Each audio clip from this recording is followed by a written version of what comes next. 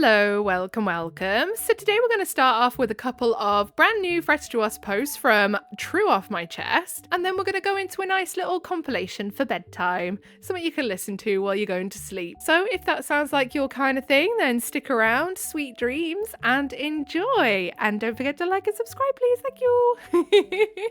First post, sleeping with my boyfriend is hard, but he's adorable. Oh, this is very apt, isn't it? This is very on brand for this video. Hi everyone, it's so early here, but I can't sleep. I've been up since 4 a.m. and it's currently 6:30 a.m. Oh, ouch. So, please forgive any spelling errors. I, 24F, and boyfriend, 23M, have been together forever. Well, since high school. We recently have moved in together and I love it. I love cooking with him, working out with him, talking to him, basically everything but sleeping with him. First of all, we need a bigger mattress. We are currently sleeping in a full and are saving to get a bigger bed. Second, he is the ultimate cuddler, which is cute, but he sleeps in the middle of the bed like a starfish. Also, he sounds like a bear or a lawnmower. Lastly, he is like a furnace. We haven't been living together for long, so I know I'll get used to it, but oh my god, is it so hard to sleep. I take Benadryls every night to get quality sleep with him, but that's it. I'm going to cuddle my bear now. He is so cute when he sleeps. Oh my goodness, I would have to make him sleep in a different bed. Or I would take myself to a different bed. If you have the capacity to have a guest bedroom, then I would do that. And then when he starts to really annoy you in the night, you can then go and sleep somewhere else. Because yeah, broken sleep is not good. But yeah, I would definitely have to have my own room. Like I've always said, if I ever decided to start, dating again or get a boyfriend or whatever, I would have to not live with them because I don't have the room for them to have their own room. And I can't share a bed. I just can't. It drives me mental. I hate it. I don't sleep. And down in the comments, Big Comfortable 6004 says, I am the furnace in my relationship. We have a queen size, so space hasn't been that much of an issue for my guy. Do y'all have separate comforters? We have our own designated pillows and comforters, and that definitely made things easier when getting used to living together. And then OP says, we have separate pillows, but I think a separate comforter would be a good investment. Thanks for the idea. Yeah, my sister and her husband do that apparently, have like separate duvets, and apparently it works for them. She said otherwise she'd end up battering him in his sleep because he steals the duvet. Talking of stealing blankets, could you stop trying to take mine, please, Missy? This cat, she's going for a bath in a minute, so aren't you? It's bath day today. Get that stinky little butthole washed, hey. It's the only thing with having Sphinx cats, you have to give them a weekly bath. Well, you do with this one anyway, because she's grubby as hell. Your sister's not too bad though, is she? The other one could probably go a month without one, but Missy here doesn't like to actually clean herself. She's always licking herself, but then she'll go and roll all over near the front door where the muddy shoes come in. She is a little grot bag at heart, bless her. Now we're moving into spooky territory for this next one. I think I would have ceased to exist had I stayed on that plane tonight. I don't even know how to explain this. No, I don't think the plane would have crashed. I think I was going to cease to exist tonight, and it had nothing to do with the flight. The moment the clock turned to midnight on January 1st, I, 18F, just had this vision of me being buried and everyone I know, mourning. I can't even explain how or why. On January 3rd, those feelings persisted. Me and my dad, my grandparents, all drove up to West Point, New York, for something we needed to do. We passed by the West Point Cemetery, and I was thinking about how I wanted to be buried there when I die. If you're unaware, it's a military cemetery. I'm eligible to be buried there because my dad is a USMA alum. I'm not sure what that means. I'm sorry. I don't know what that means. Someone fill me in. I brought it up to my mum yesterday. I said I don't want to be morbid, but that's where I want to be buried, or something along those lines. Last night I drank coffee at 10:30 so I could stay awake and work on the novel I'm writing. I have never in my life done this. No surprise, I couldn't fall asleep until 5:30. I thought about one thing the entire time: dying. When I woke up at like 9:30 this morning, I immediately thought to myself, this is my last day alive. Do I sound crazy yet? In between every rational thought of mine, Catherine, shut the F up, you're not going to die anytime soon, I thought. This was my last day alive. Yeah, it sounds like some really bad anxiety. Like, I don't know if it'd fall under health anxiety, but I've suffered from an anxiety disorder my whole life, and a lot of it has to revolve around, like, you know, the ceasing of existing. And it's very irrational when it happens. And I'm not always like it now. I used to be so much worse when I was a kid. I mean, I started with my anxiety disorder when I think I was about 9 years old, is when I remember having my first actual anxiety attack. But the intrusive thoughts of, oh, what if this happens when I'm doing this? Or what if that happens when I'm doing that? This sounds a lot like that. I had a flight from Harrisburg to Atlanta, 6 p.m., then from Atlanta to Ontario, CA.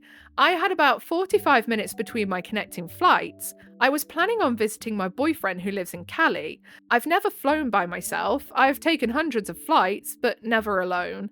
After I checked my bags in and made it to my gate, I was miserable. I wanted to do anything but board that flight. Now, of course, I genuinely think anxiety could be a big factor here, but however, I do want to say if your body and brain and everything else is screaming at you, don't do something.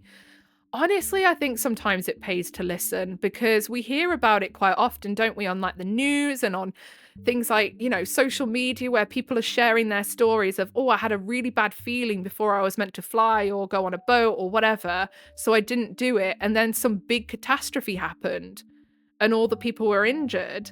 So, yeah, I do think as much as obviously anxiety can be rife and can make you think things are going to happen that aren't going to happen, it sometimes does pay to just listen to that gut feeling as well. Eventually, I boarded and braced myself for death. I'm not exaggerating. That is what I was doing. I seriously felt like I was marching towards my death. 20 to 30 minutes go by and we still haven't left our gate. The weather in PA is effing crazy right now, which was the reason for the problems. I started getting nervous about making my Ontario flight. I got up from my seat, walked to the flight attendant, explained the situation, and they told me they didn't think I was going to make it. Immediately, they started giving me solutions. I could get to Atlanta and get checked into a hotel, fly from Atlanta to LAX, and then to Ontario, etc. I was getting really overwhelmed at this point because I had no idea what to do. Then I looked down at my phone and my parents are blowing it up, calling me every second, all of which were going to voicemail. I call my mum back and she tells me, ask to get off that plane, right now. I simply told the flight attendants I was just going to gather my stuff and get off and go home. They were more than accommodating, fair, and gracious. I couldn't believe they actually let me off. They were just about to take off at this point. I called my mum back and she was shaking and sobbing. All she kept saying was, when you boarded that flight, I was updating my parents because of everything that was going on due to my paranoia. I knew you had no business being on it. Something horrible was going to happen to you. I'm currently in my dad's car and we're driving back home. I feel absolutely gutted and depleted. Subconsciously, I thought I was reading meaning into something that wasn't real. Subconsciously, I thought I was being ridiculous the past week. That I'm obviously not going to die. You would have felt and thought the same way. I have no idea what would have happened if I boarded that flight. I don't think that there would have been an accident despite the weather conditions. Would something have happened at the hotel? Would the second flight have been a problem? I feel shaken to my core. I didn't really buy the mums always know idea until today. If you actually read all of this nonsense and you think I'm being ridiculous and nothing would have happened, maybe you're right. But for right now, I'm irrevocably grateful to be in this car and not in the sky. I mean, yeah, at the end of the day, if you've got such a bad feeling and everything in your body is screaming at you, telling you not to get on, something bad's gonna happen. I mean, It's hard because it can just be anxiety telling you things, but then also, again, like I say, there's been times where people have shared their stories of where they've had these things screaming in their head going, don't go here, don't get on this flight, don't meet up with this person. And then it's turned out that, I don't know, the place they were going to go exploded, the flight crashed, and the person they were going to meet was a murderer. Do you know what I mean? It's like, we should trust our intuition, but also our anxiety likes to pretend to be intuition as well. So which one do you believe? And then down in the comments, YTRFHKI, I don't know what that's supposed to spell, so I'm just going to just read it as the letters. FYI, these are all telltale signs of travel anxiety, and it's very possible it was triggered by this being your first time flying alone. Yeah, absolutely, 100% agree on that. And then Mexican Itch says, yeah, this is how I used to feel driving RWD 300 on ice. So I got snow tires with the metal nubs. Anxiety is gone. I no longer feel like I'm going to die each time I leave the house. And then Sabeleaf says, I have a horrible fear of flying, and it's my experience for a full week before flying anywhere. Unless the plane crashed, which I don't think it did, these fears are definitely unfounded. And then Shame the Devil says, I agree with this statement, but I also feel that OP should go with her gut. If she ever feels that impending sense of doom, she needs to remove herself from the situation despite how illogical it seems. Impending sense of doom is your body warning you. It can also warn you of a major medical issue that you were unaware of, such as organs shutting down when ill.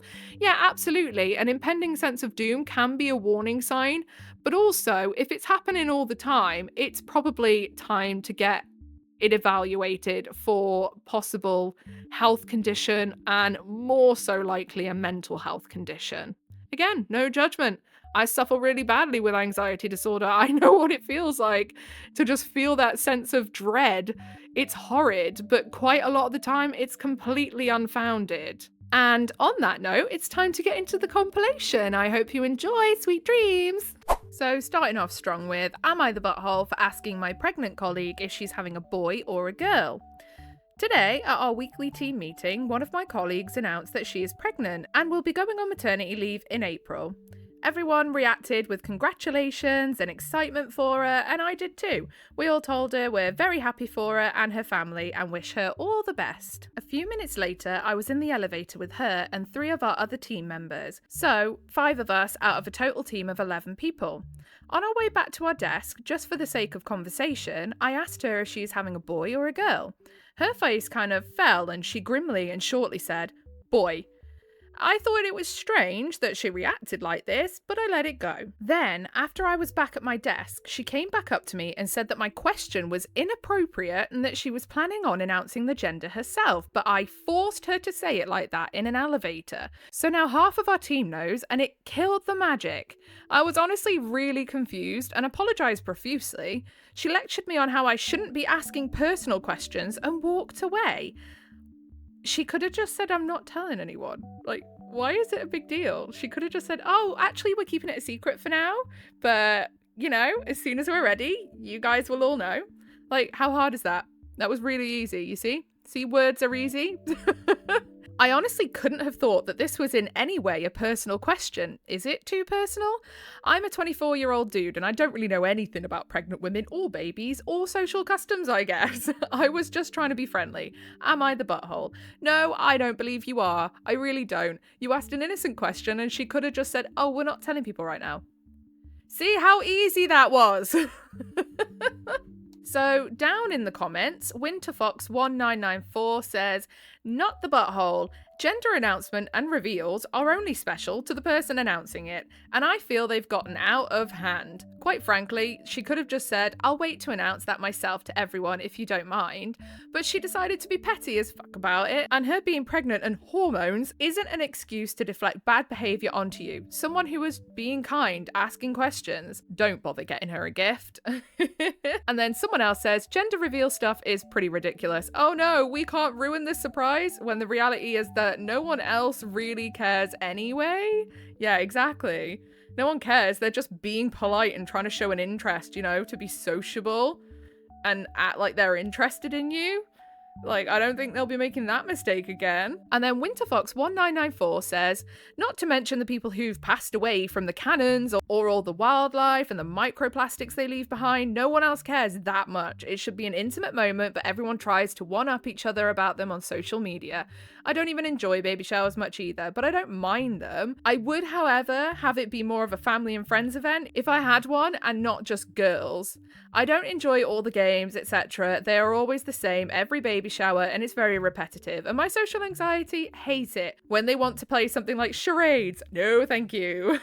Yeah, I totally agree. Am I the butthole for stepping up when my little sister got her period? So I, 14F, and my little sister, 12, have never been close. Classic sibling relationship. My mum and dad recently divorced, and now my mum works a lot. Since then, me and my sister, let's call her Ali, grew close. We started talking more and more, hanging out, and have a real relationship. So last night around 8 p.m, Ali comes into my room in tears. I could instantly tell something was off, so I asked, and she said, I think I started my period. Oh god, the horror of that moment. I remember it to this day, and I'm an old ass bitch. I comforted her and told her it was going to be alright and all that jazz. I show her how to use a pad, and after that I got her some hot cocoa and sat on the couch to explain all of my big sister knowledge about periods and stuff. Aw, bless. I didn't go into full detail because I wanted to respect my mum, but I didn't want Ali to feel clueless. After that, I DoorDashed us some Taco Bell and we watched cheesy Hallmark movies. My mum got home around 10 and I told her what happened and she went crazy. What? She said I was overstepping and I should have called her and not have told Ali anything, but just gave her a pad. What? Oh yeah, let's leave this poor child panicking until you get home from work. No. She said I was ignoring her feelings and being ignorant, that it was her job as a mother to explain everything to Ali, and I tried to tell her I only said the basics, but she just sent me to my room. I feel awful and I'm wondering, am I the butthole? No, not one bit. For a start, your mum should be very, very grateful that you've stepped in and took over and took control of the situation, made your sister feel happy and comfortable and knowledgeable about what is happening to her body, which when it happens, and it's never happened before, is the most horrifying thing. If you're not clued up enough. And even if you are, it's still scary as all anything. Your mum is being an absolute horror. Absolutely not. In fact, it should never have been your job to have done it in the first place, because your mum should have educated your sister enough to be prepared enough to not have an absolute blind panic. So in the comments, Sausage Mice, what a username, says, not the butthole. Hey, big sis, you're doing a wonderful job. Your little sister is reliant on you for experiences you've already had, meaning you've grown close enough to her to be her safe space. Your mother should have been proud of you for doing that, because us internet strangers are. Keep your head up, OP. P.S. When I got my first period, I had period poops and I told my mum I had split my butt in half. And I won't stop bleeding from there. Oh, bless you. She told me to stuff wads of tissue and wait for it to pass the next day. I woke up to a small puddle on my bed in the morning and the dread that my butthole was broken beyond repair. Oh, point of the story is that not all mums are fantastic at breaking the news of the monthly pains. I'd much rather have an older sister who sat me down for hot chocolate and taught me what's to come. Edit. Whoa, thanks for the upvotes and awards. Yeah, I mean, spot on. Not a lot I can add to that comment. That was spot on. I tell you what, though, I'm not going to get that mental imagery out my head for a while. Thanks a lot, Sausage Mice. And then somebody else whose username I cannot pronounce replied, oh my god, same, except I thought I was shiting myself every time I farted because diarrhea cramps were the only thing I knew of at the time. So we all basically had the same experience is what I'm establishing from this. Then Nerdy Hot Mess replied, lol, literally the first time I had cramps from needing to poop, my dad thought I might be getting my period and called my mum in a panic. Oh, bless him. I was 9. I didn't get my period till I was 13. I was also a competitive gymnast, so might have been part of it, but I still remember lying on the couch holding my stomach and my dad low-key freaking out. Oh, bless him. His heart was in the right place, hey. So, next post. Am I the butthole for refusing to hand over my grandmother's jewellery to my cousin who was promised it first? My grandmother passed away last year. She left me, 24F, a beautiful jewellery collection in her will. Growing up, I was very close to her and we spent countless weekends together where she would let me try on her pieces. It always felt like our little thing, so when she left them to me, I was deeply touched. Here's where it gets complicated. My cousin, 28F, let's call her Emma, insists that my grandmother verbally promised her the collection years ago. Tough shit, Emma. If it's in the will, oh well.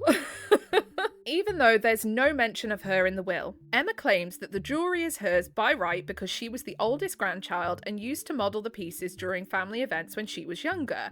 She even told everyone that my grandmother's decision must have been a mistake or made under pressure. So she's implying that you put the squeezes on your grandmother, I'm guessing, when she was not quite in her right mind to give you the jewellery? I mean, again, burden of proof is on Emma, I suppose. Emma called me last week, demanding I hand the jewellery over to honour what she says was my grandmother's real wish. When I said no, she called me selfish, accused me of stealing what was meant for her. The family is now divided, with some saying I should give Emma the few jewellery pieces to keep the peace, and others telling me to hold my ground because this will was clear. Emma is now posting passive-aggressive messages on social media, making me out to be the villain. I feel terrible because I don't want to cause family drama, but I also believe that my grandmother knew exactly what she was doing when she left the collection to me. Am I the butthole? No, I don't think so. At the end of the day, the burden of proof is on Emma to prove that your grandmother wasn't in the right mind or was put pressure on in the will. Otherwise, there is a legal documentation there saying exactly where your grandmother wanted the jewellery to go, and it certainly was not to Emma, so tough luck, Emma. Would it be nice of you to give Emma maybe one or two pieces of the jewellery? Of course it would, but when she's accused you of basically doing something very untoward to get your name on the will, I think the chances of that have gone flat out the window, really, haven't they? So, down in the comments, AO says, not the butthole, it sounds like your cousin is trying to scam you out of it, since her only excuse is that she verbally promised it to her. Yeah, exactly. Your grandmother left it to you in her will, which would have taken at least a bit of consideration. So, even if she did promise it to her years prior, she still ultimately decided to give it to you. And then OP replies saying, that's how I see it too. My grandmother had plenty of time to think about her decision, and she clearly chose to leave it to me in writing. It feels unfair that my cousin is trying to rewrite history now. And then Antique Wafer 8605 replies saying, she may have made that promise years ago, but she changed her mind. But she specifically made sure it was in her will who gets them. They're all yours. I've just seen the title of this, and I just have a very icky feeling already, but I'm going to read the post because I might be wrong. But I have already got a thought onto what this person is like just from reading this. Am I the butthole for telling a young adult to sit down in a nice restaurant? My wife and I were out to dinner at a nice restaurant. Not like the suit and tie nice, but not blue jeans and a t-shirt casual either. At the table beside us was a younger couple. If I had to guess, late teens, early 20s. The girl kept standing up. I'm sure it's a nervous thing or something like that, but she would literally stand by our table, kind of lording over us while talking to her boyfriend. She even did it while she was eating. My wife was clearly annoyed by it, and I decided I'd had enough. I said to her, if you're going to go to an adult restaurant, you need to sit down and act like an adult. The boyfriend mouthed something that I completely ignored, but the girlfriend sat her ass down and then they left. Now I have my thoughts, but I'm going to read the comments first to see if the commenters agree with me or disagree with me. So, OKDouble7982 says, in that manner, yes, it was rude. I would have just led with, would you mind please sitting down or not hovering over our table so that we can enjoy our space without being crowded? And then I'm not sure how to pronounce the next username, but they say, this is the one, absolutely right to say something. It just didn't have to be condescending. And then we were once warriors. That really was a struggle to say, by the way. Says, but how could OP feel superior without being condescending and demeaning to her? Exactly. This is what I was hoping somebody else would pick up on. I think it's absolutely fine to say, hey, could you please not be hanging over my table while I'm trying to eat? Because I don't like that. I don't know why she was getting up and down out of her seat. There could be lots of reasons. She could have been mentally impaired. She could have been somebody who has something like Tourette's or OCD that means that they'll do these things almost involuntarily, like they're aware they're doing them, they don't want to do them, but it happens anyway. They could have just been being a pain in the ass. You don't know the reason, so you should never be rude about it. But it's the way they were like, oh, a nice restaurant. Oh, if you're going to come to an adult place, at like one. You know, adults can have problems too. Not just kids. But yeah, it's absolutely fine to say, hey, can you not be hovering over my table while I'm eating? I don't like this. Totally cool.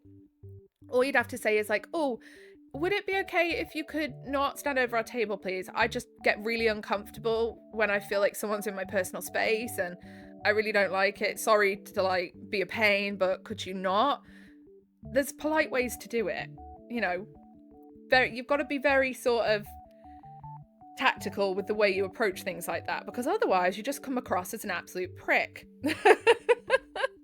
Next post, am I the butthole for expecting not to have to pay for Thanksgiving groceries? I have never posted here before, so my apologies if I make any mistakes. I, 54F, have been invited by a friend, 50F, who I will call Anne, to come to her house for Thanksgiving. We all live in Italy, but spent many years in the USA, and have several American friends in the area. Anne heard that I make a traditional Thanksgiving dinner at my house every year for my family and a couple of friends, 6 people total. It is quite difficult to get all of the supplies here, no buying canned pumpkin or cranberry sauce, so I make every single thing from scratch. Over the years, I've also acquired all the dishes and tools and spices. I know suppliers for the more exotic things, and I'm all around a good cook. So, Anne, who was born in China but lived in the USA for 20 plus years, asked if I could come to her beautiful, and much bigger, home and teach her how to make the whole dinner. For a group of 12 people instead of the usual 6. I was hesitant at first because we live in a very modest lifestyle, and Anne and her British husband are very well off, but I figured it would still be fun, and I would enjoy putting on the feast for new people in a new kitchen. Yeah, I mean, I love cooking. Love it, love it. So having a massive kitchen in a big old house, I'd be in my element. After I agreed, the problems began. First, Anne wanted to have the dinner on a day that isn't Thanksgiving to make it more convenient. I decided it wasn't all that important since we live in Italy, so it's scheduled for the Sunday prior to the actual day. Then, when we were planning to meet to go shopping for all the ingredients, she asked if I could do all the shopping and she would reimburse me for her half. I asked what she meant and she said that I'd be paying half for everything. Hold on, but she wants you to teach her how to cook it? Why should you pay half? So, not only would I be doing all the shopping, all the planning, all the cooking, and teaching her as well, but now I'm expected to pay for the food. I told her I could not do this, and we don't really have the budget, so now she's trying to alter the menu she agreed to, turkey and fixings, candied yams, roasted veggies, and an appetizer and pie. Really, a modest dinner by American standards. She then made a comment that her friends don't eat like pigs. You absolute mare! That's not a nice thing to say, implying that you and your mates eat like pigs. Rude. She then went to another guest with my recipes and asked her to prepare the pumpkin pie so she didn't have to buy the ingredients. And what are you playing at? You're loaded by the ingredients, you absolute cheapskate. What the hell? Bear in mind, Anne and her husband are very wealthy. I'd estimate the whole dinner for 12 might cost $200 for ingredients. And my labour Anne gets for free. Exactly. Anne. Ebenezer Anne. She thinks I'm being stubborn and undergenerous, i.e. an a-hole. My family thinks Anne is taking advantage of my kindness and her miserly way. Literally, I just called her Ebenezer Anne. I swear I didn't even read that. That's so funny. That's just made me laugh. And her miserly ways are ridiculous, since she'd spend double that amount for lunch on a whim. Exactly. I think Anne is just being completely cheeky. So rude to expect that. So, am I the butthole for refusing to contribute to the meal or be bullied into this nonsense? My family wants me to just bow out and tell her I'm not comfortable with their attitude. I agree. I agree with your family. I'm tempted because I feel this is toxic and manipulative. That's because it is. The audacity and entitlement is rife with this one. Edit to update. I hope this is permitted. I did cancel this entirely, and thank you everyone for your kind advice and encouragement. We will be having dinner at home instead. I am so happy that you cancelled. Anne is taking the absolute piss. She does not deserve for you to put all that effort in to teach her how to cook it. And let's be realistic, I highly doubt that she would have been even there helping. She probably says, "Oh, I want you to teach me how to do it." And then she would actually just wanted you to stand there and do it all by yourself. And then down in the comments, the first comment says, "Not the butthole. Sounds like she just wants you to pay and make the meal for her and her friends." Exactly. She has most definitely taken advantage of your kindness and probably just wants you to cook for her.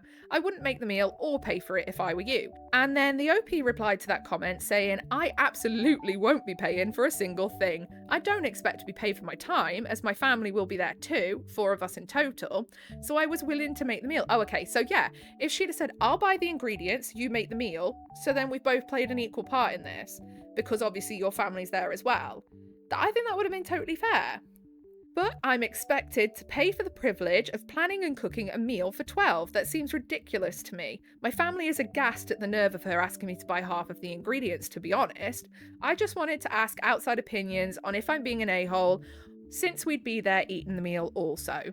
So this first post was originally from Am I Overreacting, and it's been put together in Best of Redditor Updates by Choice Evidence 1983. So, am I overreacting? My boyfriend's friend has a problem with me asking him not to sleep in bed with another woman. Now, I'm not being funny. I don't understand how anyone can not understand why that would be something that you wouldn't be comfortable with. Genuinely baffled already, so let's get into the post, shall we? Hi everyone, my boyfriend has a big group of friends with lots of girls in it. A lot of times after they go out or have too much to drink, they'll crash at someone's house. One night he came home and shared he slept in bed with this girl, who the texts are from. We did not have a fight at all. I know he's grown up doing this. Okay. Not a good start. I can tell you something for free. If I had a partner and they were just sleeping in some bird's bed after a night out, I'd be pretty miffed, especially considering sounds like there's a group of them and there would have been other options. Anyway, I told him I wasn't super comfortable with that and asked if he could not do that, to which he did not argue and expressed total respect for my boundary. We have not spoken about it since. Well, that's good. He texted me the morning after they went out, which are these pictures. Am I overreacting by telling her she's overstepping, or are her concerns valid? Let's have a look, shall we? Although I have a feeling she may be overstepping without even needing to read it. Now, this absolute legend has actually transcribed the messages so we don't have to scroll through pictures, because sometimes the way these pictures are formatted is so annoying to read. Anyway, transcript of the text messages. Other woman. Hi, OP. So last night, when OP's boyfriend and I went out, we 3 all went back to Redacted, and OP's boyfriend and I were going to take the pull-out couch, and he let me know you were not comfortable with him sleeping in a bed with me. Well, I totally understand. I want to let you know I have never tried to do anything with OP's boyfriend, and would never. I felt bad that he had to sleep on the floor, and it just didn't seem fair to him. I promise there's nothing nefarious about us sleeping in a bed together. We've been friends for 16 years. Honestly, love, that's not your decision to make. If she's not comfortable with it, then stick out of it. Like, what's wrong with just keeping your nose out? Honestly, that right there sounds like someone who's trying to stir the pot, because otherwise she could have just said nothing and no one would be the wiser. If nothing nefarious is happening, you could have just said nothing. Why are you sticking your oar in? Anyway, OP, hey Redacted, I know nothing has ever happened between you two, don't worry. For me, it's just a matter of what I feel is appropriate in my personal relationships. I trust him fully, but for me, I'm just not comfortable with him sharing a bed with another woman. Understandable, by the way. Even if he's known her for a while. It doesn't speak to either of you in terms of trustworthiness, it's just my boundary. Smiley face. Yeah, exactly. Boundaries are a perfectly acceptable thing to have, and if they're not going to respect your boundaries, in the bin. Other woman. Right, but he had to sleep on the ground. That doesn't seem fair. And he has back problems, so I'm sure he wasn't happy about it either. OP. If it was a problem for him, he could have called me to pick him up or Ubered home or talked to me about it. He hasn't mentioned it to me. Other woman. Okay, well, if I'm just being super transparent, it just feels like it's really over the top possessiveness, and it's not a good look for either of you. You can trust to sleep in a bed with his girlfriends, and seeing him sleep on the floor makes me sad for him. I really like you and the two of you together, but I know him very well and just wanted to give you an idea of how this might be affecting him, those around him. Oh, shut up. If he can go out and get absolutely trolleyed for the night, I'm sure his back can cope with a sleeping on the sofa or sleeping in someone else's bed. Again, there was other people there. Why couldn't he have shared with a bloke? Like, no, get a hotel. If you know that you can't make your way home, get a hotel. If you know it's a boundary for your missus, then tough. Oh my God, how is that so hard? OP. Redacted. While I appreciate how much you care for OP's boyfriend, honestly, I feel like you're overstepping. This is not your business, and I find it strange that you're being a little insistent on demanding he sleep in a bed with you. He agreed to this boundary wholeheartedly, and that's all you need to know about it. It's my relationship, and he knows he can come to me if he has a problem with it. I'm done talking about this with you. Other woman. Just sends a thumbs up. Exactly. She's sticking her neck in where it's not wanted. Go away. And then OP adds some additional context, which is always great to have. OP, I don't know if anyone will see this, but my boyfriend has not seen this yet. I know it's going to be stressful for him, and I don't want to ruin his workday. Lol. Fair enough. And we have some relevant comments here. Commenter 1, what the hell? You were in the right. This is weird on so many levels on her part. OP, thank you. It's hard because his friend group is so deeply intertwined. They've done long camping trips together, everyone's sharing tents and being hippies, lol. So while I recognise this is an unusual behaviour in the group, I feel it shouldn't matter to them if he's agreeing to it. Exactly. Commenter 2 says, not overreacting, you're allowed to have boundaries, and I can't imagine arguing with another person over their boundaries in a relationship. I also wouldn't want my boyfriend sharing a bed with another woman. It looks so weird for her to argue with you on this so hard. But why also is your boyfriend discussing stuff about your relationship with her? It's none of her business. Yeah, precisely. OP, thank you. I think he probably just let her know why he suddenly will not share a bed with her, as it's something he's done with everyone in his friends group through his life. Haha. Yeah, but exactly, like, it's weird that he should even need to make an excuse for why he's not sharing a bed with her. Surely it should be common flaming sense of why he doesn't want to. Surely in her little pea brain, she should go, oh yeah, I could get why this wouldn't be very good. I could get why this would be cool. Like, I understand that people should be free to do whatever they want. However, every relationship comes with certain boundaries. I mean, OP is still trusting him to go out with this friend, go drinking with this friend, stay in the same house overnight with this friend. He's just said, I don't want you shacking up in bed, to be honest, which I think is pretty bloody reasonable. OP on her boyfriend being friends with the opposite sex. OP, I mean, I'm not going to tell him he can't be friends with his lifelong friends just because they're women. I think your opinion on opposite sex friendships is a projection of what's happening in your head around your feelings towards women, not what's the reality for most people. If I didn't respect his friendships, I wouldn't let him see her. I feel like my boundary is more about sleeping in a bed with a woman than her specifically. Yeah, exactly. I'm gonna assume that whatever comment that was replying to was somebody saying, like, why would you let him, like, be friends with women or something along those lines. Like, yeah, you can be friends with the opposite sex. That's not a problem. But there is a very specific line that's being crossed when you're sharing a bed and sleeping in the same bed together. And that isn't something that I would feel comfortable with either.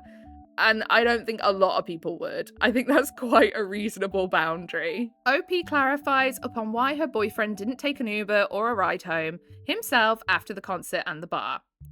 OP, this has been asked a lot, so I will clear it up here. They all went back to one of the guy friends' houses after they went to a concert and a bar or two after.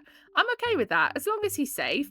I had an early morning this morning, so his intention was not to wake me up. Yeah, exactly. And I don't think that that's really a problem. It shouldn't really matter. They're a mixed group of friends, like mixed group, and yeah, it would be weird if he was like, oh no, I can't come just because one of you has boobies. OP on her age and her boyfriend's age and how long they've been together. OP, He's 31, I'm 27. We've been together 1.5 years. I wouldn't ask him to stop being friends with his girlfriends, they're important to him, and honestly, I love that he has so many women who care about him. I personally think it's a red flag when women don't have women to vouch for their character. I like that they all feel safe with him. Yeah, that's quite nice, and that's a really good way to look at it as well. Okay, so now we're getting into updates territory. Hi everyone, I have updates for you. Unfortunately, no text messages to show because he called her, so this will just be text. That is not a problem. So, I showed him the text and he literally could not believe it at first. I have never seen him get mad, but his face got red and he was really quiet for a moment. He said he was mortified by her behaviour towards me. He asked a million times if I was okay. Lol. By the way, I hope it's really not annoying that I say lol. I know, like most people say LOL, but it's just a habit. Just because me and my siblings used to always just be like lol in each other's faces. So apologies for that. It is a habit and I'm not stopping, unfortunately. He said she argued with him about it at the time because it had never been an issue and he just brushed her off. I asked exactly what he said to her and he said his words were, "I said it makes you uncomfortable and I want to respect that." I'm cool with that response to her personally. Yeah, that's really straight to the point. It's not him saying, oh, it's because she hates you, or, oh, it's because she doesn't trust us together. He's just said, my girlfriend's uncomfortable with it, and I'm going to respect that boundary. So he called her immediately and told her she crossed a line and needed to apologize to me, that her behavior makes it seem like she's trying to sabotage his relationship.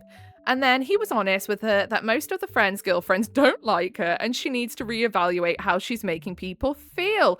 Oh, okay. So that's a new and interesting piece of information. So you are not the only girlfriend that has felt weirded out by her. Quite a few of them don't like her, so that tells me that her behavior must be inappropriate in more ways than one then. If that's the case, yeah. I was surprised by this because he's typically not confrontational like that. I didn't hear her responses, she was not on speaker. They spoke about it for like 5 minutes. It wasn't the blow up some of you wanted, but he clearly was not happy though. My favourite thing he said was, "You're doing a great job of pushing people away. No one wants the drama." He told her what's the most important is that she apologizes to me, and then he hung up. And that was it. Yeah, exactly. Like, she's going to find herself with no mates if she's going to keep causing drama. And those text messages were definitely just her trying to stir the pot. They didn't need to be sent. They'd already spoke about the boundary. She'd said, "I don't want you sleeping in bed with your girl mates." He'd said, "Okay." End of story. None of her business. Like, what? I have not received a text from her yet. I'm not sure yet what he's going to do regarding their friendship, but it's surely very damaged now. There's no doubt she will be out and about with the whole group at various points. I'm really not threatened by her. I can deal with a crazy woman and trust enough to deal with her as well. She doesn't hold any sway over him, so that's all I have for you guys. Sorry. No, I think that is the perfect ending. Your boyfriend did exactly what he should have done, which is stick up for you, tell her, like, no, my girlfriend's boundary is more important than your feelings, and let that be that. Her, I feel like she's probably one of those pick-me's, you know, the kind that's like, oh, I can only really be friends with guys. Like, I just can't get along with women. Big red flag. Anytime I hear a woman say, oh, I just can't get along with other women, I think to myself, why is that? Like, why can't you get along with other women? Like, I don't understand that. Like, don't get me wrong. I think every woman on this planet has gone through like a bit of a pick-me stage when they're younger. We all do it. Even I did it as a teenager. It's like, oh, I'm just one of the guys. Like, we all do it. And anyone who says they don't is a friggin' liar. However, you know, you're supposed to grow out of that when you're nearing the age of 30. I know I certainly have. All of my friends are women, like all of them. And I love that because I feel like from other women, you get a good sense of like community. When you're good friends with other women, it's like having your own little community. You all help each other out. You all know each other's, you know, you're living in each other's world, so you know it. And yeah, I just feel like it's nice to have other women to deal with life with. you know? And if someone says, I can't just get along with other women, I think, oh my God, you're the problem then. Other women are not hard to get along with as long as you're not weird. Oh, see, I like this bit now. If you are interested, I'm answering a few questions that were asked a lot in the original post. A couple of things to clear up now that I've spoken to him about it. Oh, this will be good. This will be good. Because there's always like comments that are like, oh, but this, you didn't think of this, or oh, but you've not said this. And then usually it kind of then makes you think, oh, but wait, now I'm not sure what to think. So I love it when they clarify things. It's great. 1. He took the cushions from the couch, which is where the pull-out bed is, and made himself a bed on the ground. Dude had a comforter and pillows and everything. This is hilarious to me because why was she so concerned about his back then? Yeah, that sounds nice and comfy. I bet this shit was more comfortable than the pull-out couch. Honestly though, because pull-out sofas are so uncomfortable. I've slept on a fair few in my life. I was a little wild child in my early 20s. I drink it all the time. Do not condone, by the way. Don't do that. But I did. And I've slept in some weird ass places. And I can tell you now, most of the most uncomfortable ones were pull-out sofas. It's also worth noting that he's the kind of guy that could fall asleep doing a handstand. He literally can sleep anywhere at any time. Why are so many men like that, by the way? So many men could literally sleep bent over a fence, and I don't understand it. Have you ever seen in the Victorian times, I think it was the Victorian times, they used to have those like ropes that you could pay £1 to just like lean on and sleep over, or £1 or whatever the money was, the currency at the time, probably not £1. Editing void here. I just looked it up now and it was called a penny hangover. I knew it was a thing. I knew it. I put a picture on the screen for you. You're welcome. But they would pay to be able to lean over a rope or lean over a fence to sleep. Like, how crazy is that? And in the pictures and the paintings, drawings, whatever that you see of it, 9 times out of 10 it's blokes. I just think it is insane how easily men fall asleep in the weirdest places. 2. He doesn't have back problems. He twinged something in his back at the gym last week and it'll clear up soon. I don't know what she's on about with that, which I should have specified in my original post. Don't worry about it, we all forget to put things in, but yeah, that would have been definitely good context because what is she on about saying that he has a bad back? Like, he sounds fine to me from what Ophi is saying. I don't know. I think it was probably one of those situations where she's like, oh, you horrible, horrible demon woman. He's got a terrible back. How could you let him do this? I'm going to be his little nurse and look after him. Like, shut up. This woman that has messaged you, I just dislike her more and more the more you talk. Anyway, 3. I don't want to get defensive, but I want to clarify, I didn't demand he doesn't sleep in bed with a woman.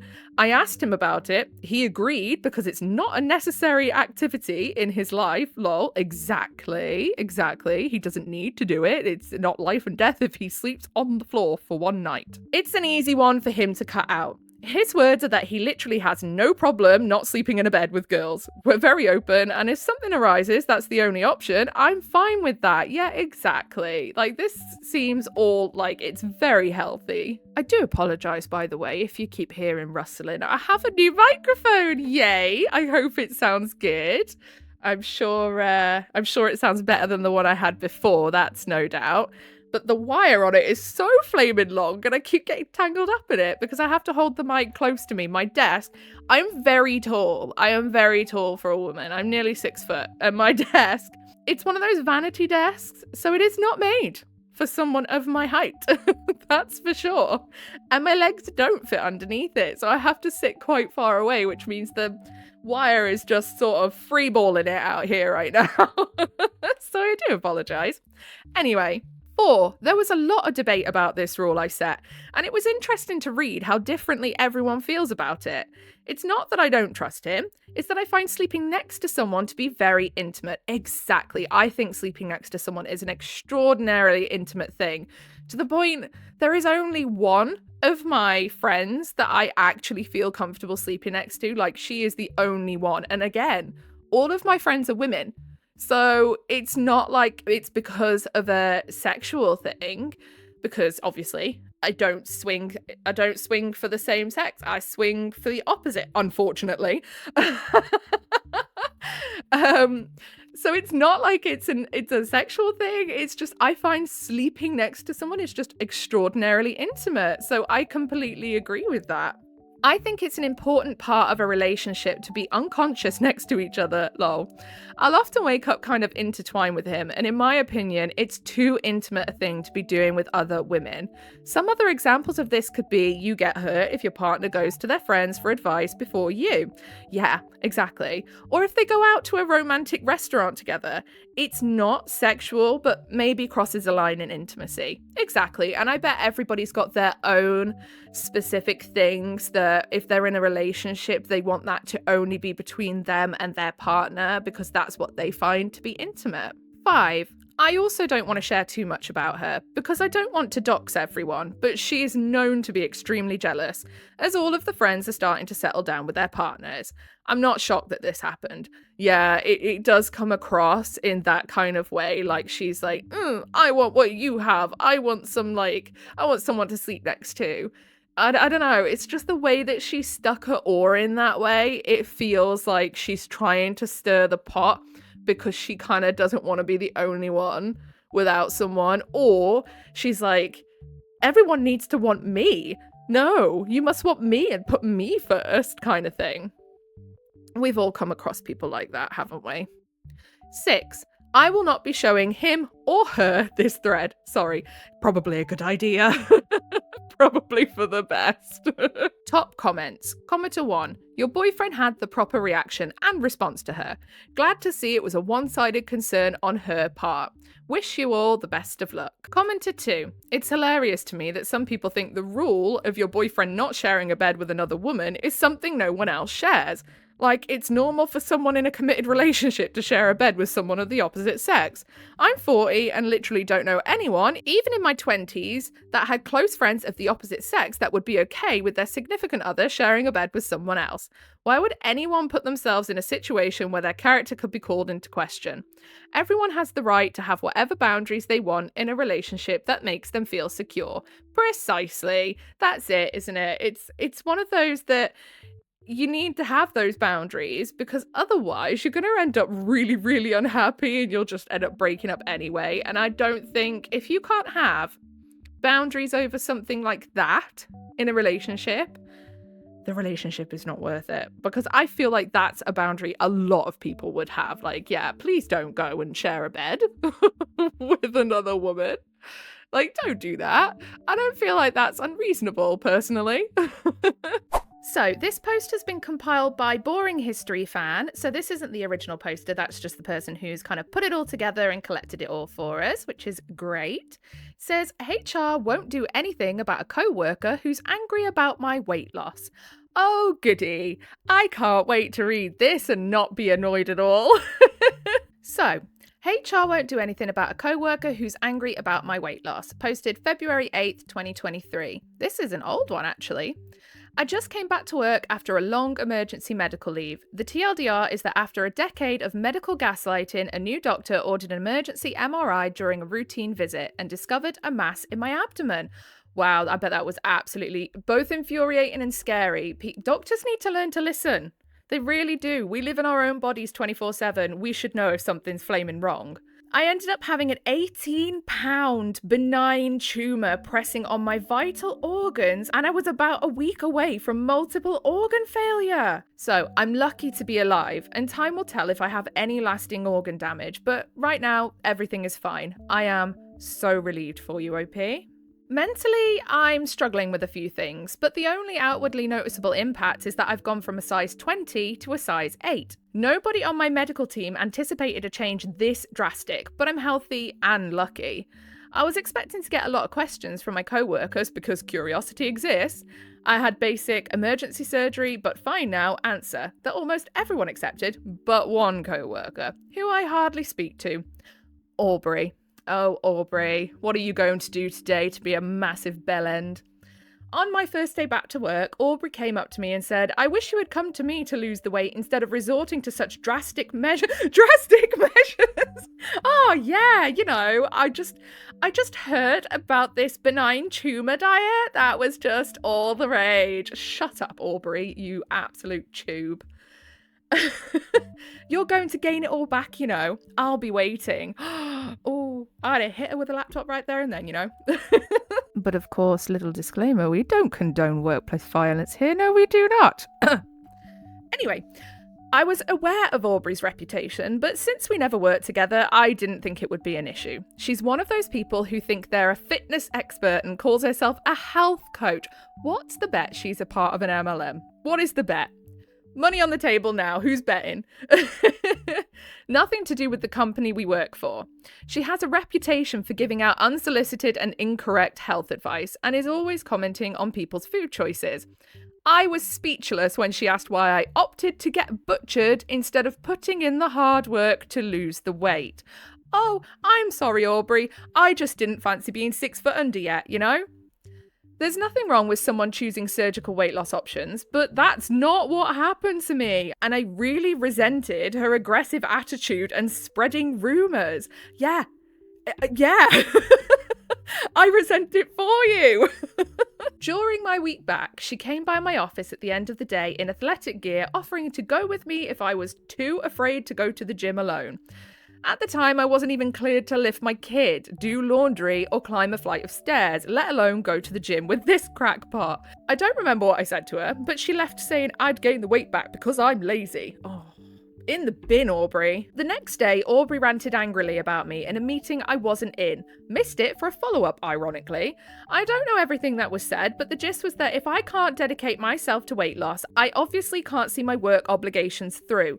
HR called for a red flag mediation. Yeah, what are you doing, Aubrey? Like, ranting about this stuff in a meeting at your workplace? At our company, mediation can go against your bonus opportunities for the year. I have no idea why I'm in mediation when she's the one being an asshat. Yeah, exactly. But then again, I suppose you have to be there because she's kicked it all off, so it's the first step, I suppose. Well, hold on to your pantaloons, lads, ladies and thadies, because it's gonna get a whole lot worse. At the mediation, Aubrey stated that she was triggered by my new body and I should have thought of the other people's feelings and warned her before my surgery. Shut up, Aubrey! I hardly had time to warn my husband and get my kid out of daycare. I don't owe Aubrey anything. I have empathy that she's obviously struggling, but that does not excuse her behaviour. HR said that while they can't ask me to explain my medical history, it might clear the air if I told her what kind of surgery I had and why. I said I wasn't obligated to share my medical information with anyone, and that Aubrey having bad coping skills doesn't entitle her to a co-worker's personal health information. Ding ding, yes, exactly. This response was kind of, well, then we can't stop her from bullying you. Well, yeah, you can, HR. Yes, you can, because you're going to land yourself in some lovely workplace tribunals if you keep this attitude up. I am so astonished by the responses from just about everybody here. Honest to God, I cannot fathom. After Thanksgiving, my doctor helped me put in ADA accommodation paperwork so I could work from home. I was having some mild complications from surgery, but also to avoid Aubrey. Yeah, you don't need stress when you're trying to recover. This company hates remote work, so they're really not happy. See, now, if it's anything like it is in the UK, I'm not sure where you're from, but Aubrey is a very American name, so I'm going to assume the USA. And I know in the UK, workplaces have to make accommodations for you if you have what is classed as like a disabling illness or anything like that, or if you're pregnant or what have you. They have to put in accommodations so that you can still do your job. And if that includes working from home, if you can do your job from home, then they have to just suck it up and do it. I have tried to say the next bit about 5 times now, and I keep tripping over my words. Apparently, these three next words together are impossible to say. Aubrey still emails me. There we go. Did it. Got it. Yeah. Aubrey still emails me workout videos and diet plans, and when I forward them to HR, their response is, noted. Do you know when you're coming back to the office? HR wants to get fined. I've been thinking about escalating this to corporate with an employment lawyer. Is that overkill? No, it's not. Do it now. Do it now. This is like a year ago, but do it now. I'm still in a sensitive place after my surgery and I have no energy for this, especially since Aubrey is fixated on weight loss, which was the primary way doctors gaslit me for years. Yep, I can imagine. We see it so often, don't we now, on the internet? I think every, 10 or 20th TikTok is somebody who's been gaslit because they are overweight or even slightly, even minimally overweight, and their doctors kind of just go, lose weight and come back. Shut up, you absolute pleb. I've been with this company for 5 years and I'm just exhausted and disappointed in how they're handling this, and I want it over yesterday. Update 2, April 17, 2023. All I have to say for this update is hold on to your banana pants. I saw a lot of comments asking where my management was in all this, so I'll address that first. My boss, George, was getting ready to retire while this was going on, so George clearly couldn't give a frick anymore. George is like, see you later, bitches, I'm out. George is roughly my grandfather's age, so this entire situation bewildered both him and his replacement, who he was training at the time. Both of them met with Aubrey's boss because, believe me, I was documenting everything she did from the jump, and they all assured me that Aubrey would be dealt with. None of them recommended red flag mediation. That was HR's idea. I was given details of the meeting where Aubrey ranted about me, and it was horrible. But apparently Aubrey was asked to leave by her own boss while several other employees told her to stop. So, managerially, and in the office in general, people were trying to rein her in from many different angles. I just can't fathom why Aubrey is like a dog with a bone about this whole weight loss thing. Who cares, Aubrey? Who cares? If Aubrey lived in a village, Aubrey would be that one person that knows everyone's morning poo schedule. HR is where the ball dropped, and dropped hard. This company just has poor HR structure and bad entry to mid-level HR. When Aubrey's boss referred her to HR regarding her negative behaviour, HR took it upon themselves to consider it a mediation situation, which is, it's just no. Which, remember, at our company can go against your bonus for the year. Despite communication from George, his replacement and Aubrey's boss was saying I wasn't in the wrong. Oh, thank goodness someone has sense. When George found out about this, he spoke to HR generalist manager, who said that my absence probably caused a lot of strain and extra work for Aubrey, when Aubrey's not even credentialed to do what I do. Management made a point to tell me how baffled and upset they were by HR's handling of the situation every time something came up. My company mentor was also a huge support during this time until she decided to take another job somewhere else. I mean, I'm not surprised she took a job somewhere else if this is the way your workplace is structured, honestly. But yeah, it's just baffling. Honestly, I think HR structures in the US seem to be absolutely insane. All I know about HR in the USA is that it's supposed to be there to protect workers' rights, protect the workers, blah, blah, blah. But from everything I've heard and read and seen, they do nothing of the sort. Like, what is the point of them? Could somebody enlighten me who is from over there? Because I would love to know what the crack is. When my doctor extended my ADA work from home accommodation a second time, HR responded by telling me my attendance was a concern. I emailed their boss's boss, their HR director, and asked for clarification. He said I hadn't come into the office, so of course my attendance was a problem. I reiterated I had medical documentation stating that if work from home wasn't available, then they could refer to the FMLA documentation my medical team also sent. He replied that the medical documentation, including both FMLA and ADA reasonable accommodations, doesn't hold much weight with the company. They really want to get themselves sued, don't they? That's when I got a lawyer. Aubrey as a problem kind of drifted to the background when HR started their medical documentation doesn't matter campaign. On my lawyer's recommendation, I contacted the HR executive team, which is where the whole cursed situation came to light.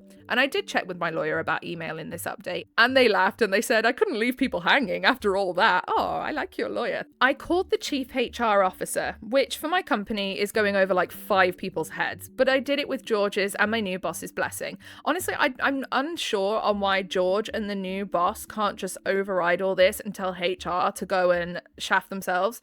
I don't get it, but okay. Who is the head of HR? And asked why my attendance was an issue when I had reasonable ADA documentation. She had no idea what I was talking about, so I filled her in on all of it, including the mediation meeting and Aubrey's harassment and the HR director and her direct report saying medical documentation didn't hold any weight with the company. She was speechless and asked to meet with me and my lawyer as soon as possible. My lawyer hardly had anything to do during the meeting because the CHRO was horrified at everything I told her. I've never actually seen steam out of someone's ears, but if it was physically possible, it would have happened here. My lawyer didn't say a word, but just nodded and smiled when the CHRO offered an extended paid medical leave so I could handle my recovery, and said Aubrey constantly sending me fitness plans would be dealt with swiftly. Oh, good. Oh, good. I like this person. Hopefully this person actually has some common sense. I didn't hear anything out of Aubrey for a long time, but I did hear through some gossip channels that the HR staff involved in the red flag meeting, threatening to write me up, were let go. Aubrey wasn't fired because they believe she was misled by HR, so I understand that part even if I don't agree with it. But she was on tight pip for a while. Then she showed up at my house. What? Oh my god. Aubrey, you are an absolute what? Crazy lady. Now we move from banana pants to full-on banana ensemble. I want to see a full-on banana ensemble. I'm still on leave, and out of the blue, Aubrey showed up at my door on a weekend with 2 other women in tow, and the commenters guessed it. She is very deep in an MLM. Oh, there we go. I thought so. I had an inkling as soon as she was getting so weird about, why didn't you come to me for your weight loss? It was, the writing was on the wall. Aubrey came over to demonstrate some workout techniques and give me some diet supplement samples and discuss a career option because she was worried about my physical and professional health. She didn't make it past my mother-in-law, who has been a godsend right now. My mother-in-law made it clear where Aubrey could stick her demonstration, and they left in a hurry. I notified my lawyer and the CHRO, and suffice it to say, Aubrey is now a full-time wellness coach. Good. I love it. I'm happy I went with my gut and got a lawyer because the company has changed so drastically over the last year, with the toxic HR department encouraging behaviour like Aubrey's and spreading false information about medical leave and time off. The company is almost unrecognisable. Also, with my boss and mentor both gone, I don't know if I'm going to go back once I'm medically cleared. Very understandable, I think. The company is also undergoing a restructuring right now, and my department may end up distributed between other parts of the company or even other parts of the state. I have been looking at jobs and doing some resume drafting for a full-time remote position since it feels like it might be a better fit. But many thanks to the comment section and all for the support. Yeah, exactly. And to be honest, I know obviously there are legal loopholes that your company have to jump through once they realise that Aubrey and HR were being absolute just bellends. But saying, oh, Aubrey was being led astray by HR is no excuse. Like, Aubrey just thought she could get away with it, so she was acting an absolute bellend. But Aubrey had those thoughts originally anyway. They were her thoughts. She just thought she could get away with airing them because HR were turning a blind eye. So saying, oh, we can't really fire Aubrey because she's been misled by HR, well, it doesn't matter. She still has some of the most toxic, venomous, ideas about you and your health. So she still thinks it's okay to bully somebody because of the way she perceives they've lost weight. So no, HR is at fault, yeah, for not nipping it in the bud and stopping it in its tracks, but Aubrey is still an arsehole. Don't get me wrong. I got an offer from a local company that's going fully remote with administration and management meeting up once a month. The salary was right. It's 90% remote. It's a good fit, and I'm so happy with it. My role is HR adjacent as head of payroll. I report to the COO and was hired by the CEO and the COO. Oh, that's so good. I'm so glad you found a position like that. I walk into our first admin meeting, and who is sitting across from me but the HR director who told me my medical documentation doesn't matter and orchestrated my red flag meeting. Let's call him Bob. Bob is the interim HR director for this company. Bob looked very uncomfortable when he saw me. We went through some employee files, including several who are on maternity leave and 2 who are injured on a job site. Bob got quieter as we began reviewing medical documentation and approving paid leave. I smiled and looked him in the eye every time I asked, "And does Jill have her medical documentation?" Great. Medical documentation holds a lot of weight. That's important stuff to have. He looked like he wanted to melt in his seat. I love that. At one point, he tried to argue against someone using their paid time off to provide end-of-life care for a parent when they had ample paid time off. What an absolute arsehole. I smiled and said, "You're right. Our employees' support fund should cover half of this time. It's a shame for them to have to lose all their paid time off when they're obviously going to need it to heal and grieve over the next few months.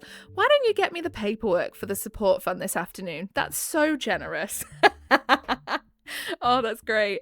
Everyone was happy and in agreement. He looked like he swallowed a lemon, but everyone was like, "Oh my Bob. Oh my Bob." But everyone was like, "Oh my God, Bob, how thoughtful." He had to eat it so bad and got me the documentation an hour later. Oh, that's amazing. Bob can suck it. Bob is only a contractor, so he'll be moving on soon anyway. Medically, I'm doing better and very happy to move on from where I was. Aubrey's been full on radio silence, which is perfect for me. Thanks, AAM team and commenters. I think that's amazing. I love those updates. I think it's great. I'm so glad that Bob had to absolutely just eat the biggest humble pie. I think that's amazing. So, because we didn't get any of the comments from the original post, I thought, why not? I'll go down in the comments on this post on Best of Redditor Updates and see what people have got to say down there. So, Tychosis says, "I knew it'd be some MLM lifestyle guru bullshit. Do you get to keep what they take out of you? It would be nice to throw a nasty 18-pound tumour on Aubrey's desk and say, thanks for your concern. If you hold on to this for me, we can be sure I don't gain it back." And then Bitemark01 says, "The tumour recovered and became a wellness coach. It's right there in the story." Literally. So, of course, this one was found in r/Best of Redditor Updates, and it was compiled together by Choice Evidence 1983. The tagline for this post is, "My 42F husband, 42M, has informed me he intends to go on a gaycation with his brother-in-law, 35M, in Ibiza. How do I handle this?" Honestly, I don't know. But let's read, shall we? So the original post was posted on November 27th, 2024. "Hi there, I really wish I didn't have to make this post, but here goes. So, me and my husband have been happily married for about 16 years, give or take. We've both had stable careers, good family life, and are fairly fortunate despite the cost of living racking the UK right now. Oh, tell me about it. Tell me about it. The amount I'm spending on gas and electric and food each week. Do you know what? We're not even going to go there because I could rant forever." "We have two boys, 15 and 10, and up until this Sunday, thought we had it pretty good. We argue sometimes, of course, but never gotten too bad, and we have a pretty decent S-life with some exploration, but I won't get into that. Spoil sport." Give us the deets. No, I'm joking. Am I? Yes, I am. No, I'm not. Let's be honest. I'm so nosy. Long and short is, on Sunday, just after I dropped our boys off at their friends, my husband asked if we had the house alone and, more importantly, do I have a minute? I said yes, and he sat me down and then got out his printed poster for some sort of group activities and started explaining to me the concept of a gaycation.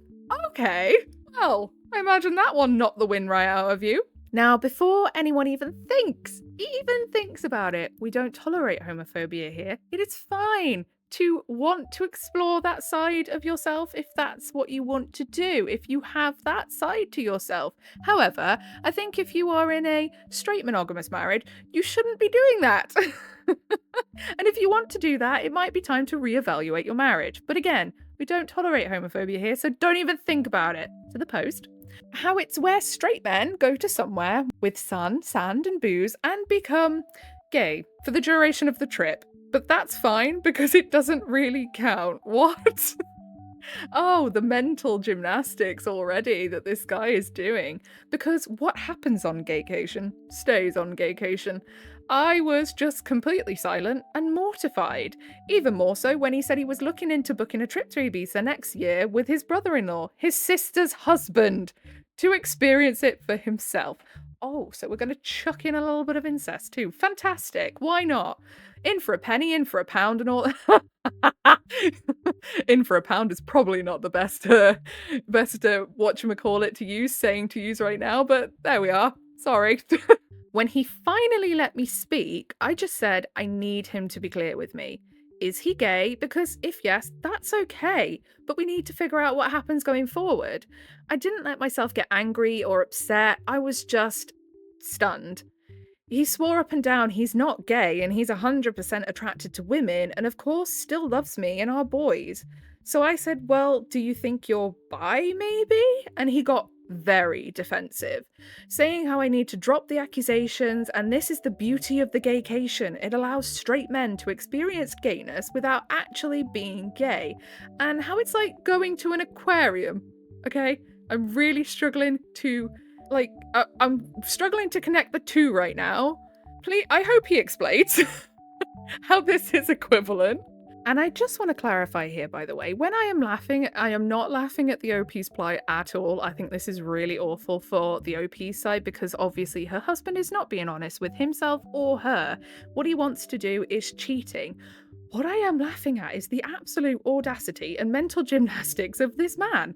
Like, if you want to be gay, be gay. Be honest with yourself, though, and be honest with your wife and stop making these ridiculous comparisons to try and justify it, you know? So, just wanted to clarify that. Of course, I think this is absolutely atrocious for OP. It is not okay to be like, I'm going to go cheat, but it's fine because it's gaycation.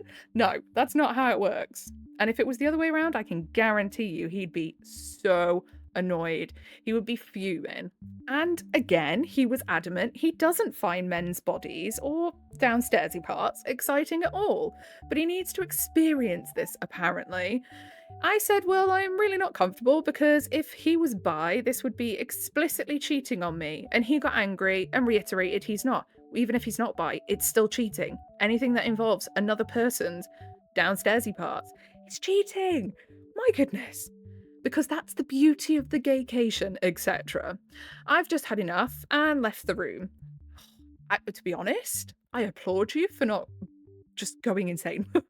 Because if I had a partner and they just got straight in my face and was like, I want to cheat on you, but it's not cheating on you because it's gaycation, so it's fine. I duck and cover because objects are flying. I ignored him for the rest of the day, but we spoke at tea where okay, I'm just going to clarify, by the way, for anyone who's not British, tea here means like dinner. For some places. It depends county to county. Where I grew up, we said tea. Where I live now, they all say dinner. And I like to argue with them that it's tea just for fun because it winds them all up.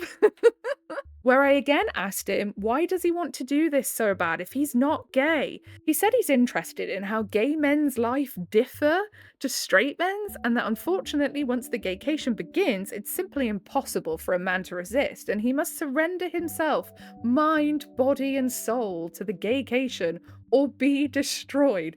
This sounds like a cult, man. This sounds like, yeah. Are they going to tell you the aliens are coming next? Like, what? Really can't put into words how surreal it was because he was speaking so matter-of-factly and again insists that this is a thing that straight men do all the time and how he's actually doing it a bit late. I just said to him, if he has any love for me, then he can't go ahead with this. And if he does, the marriage will be dead. We didn't speak anymore after that. Since then, he's mentioned no more of it, but somehow, and this is what scares me a lot too, that decision seems to be tearing him up. He didn't go into work on Monday and only went in half a day yesterday because he told me that he just felt too ill and he just looks distraught every time I see him. I feel like he has been indoctrinated into a cult, to be honest with you. I really don't think he's wholly gay, though. I can absolutely believe he's bi, but I'd rather we talked about that in a healthy way rather than this incredibly weird denialism around going on a S holiday to Ibiza. Has anyone known straight guys to do this and come back and just go back to being straight? Like, surely that can't be a thing that happens. I'm so out of my depth here. I just don't know how to even initiate the conversation. For the record, I also haven't mentioned it to his sister yet. I don't know how I'd even break it to her. Thanks for any help. I just don't even want to think. So being able to get this out there has helped just a little bit. By the way, I will say I have a few friends that are gay and they have actually told me it is surprising the amount of guys in relationships, married or single, that swear blind they're straight, who act like proper players around in my local area that they have had sexual encounters with. Obviously not on purpose, knowing that they were married or in relationships. They find it out afterwards, but then they find it out afterwards when, say, they've shown a picture of the guy they've hooked up with and they're like, mate, they're straight and they have a girlfriend. And apparently, yeah, it is surprising how many straight guys are into that. And that's fine. That's fine if you're single.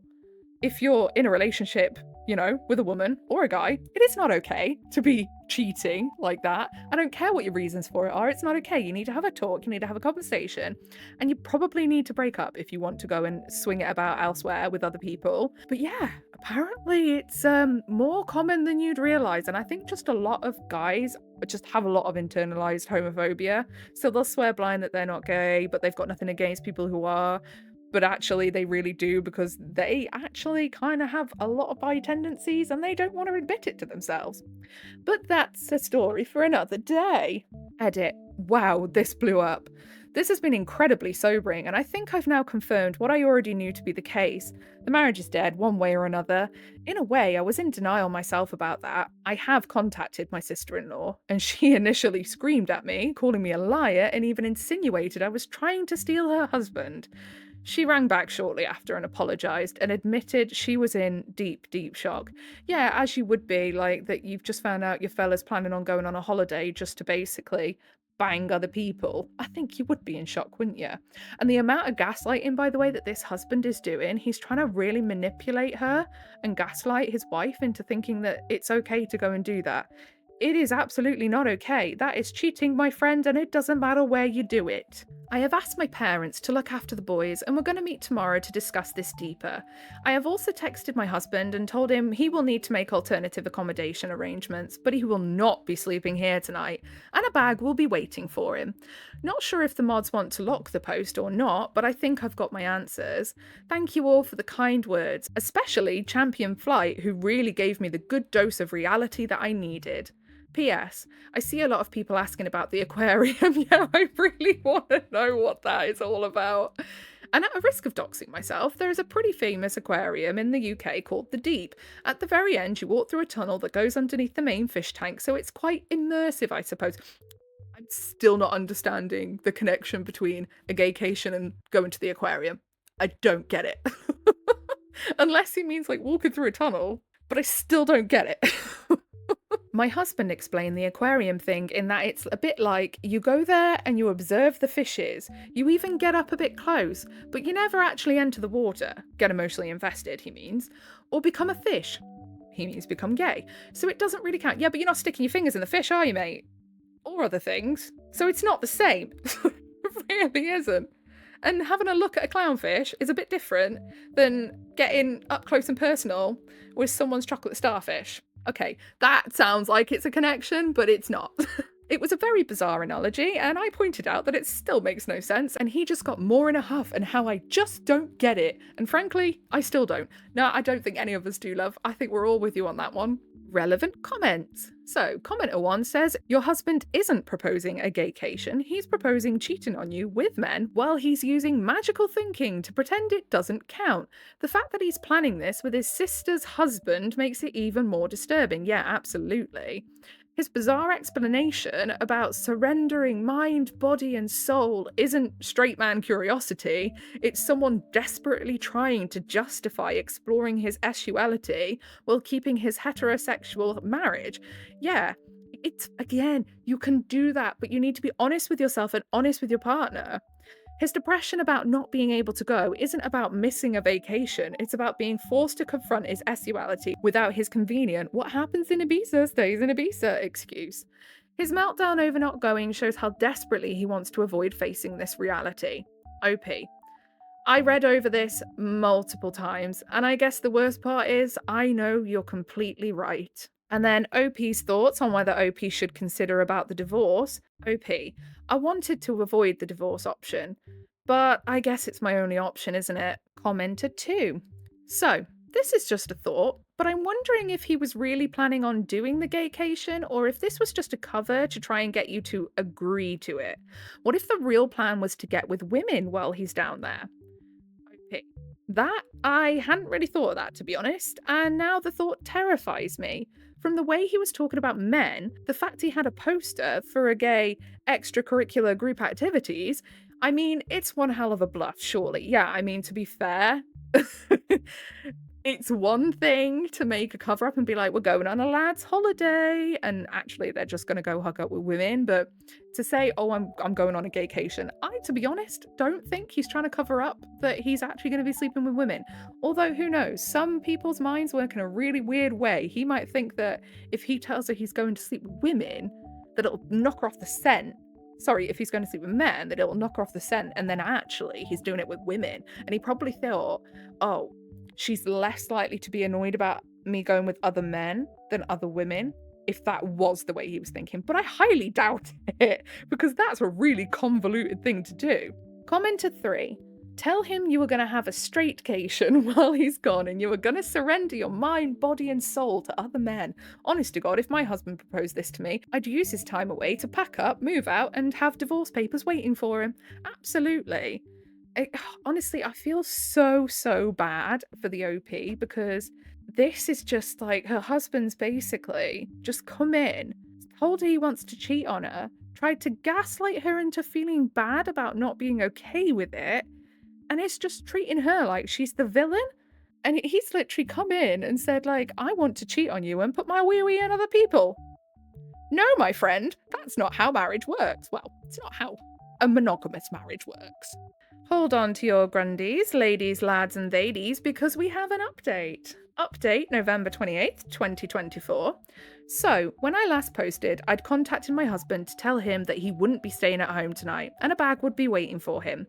As you could imagine, we argued quite badly.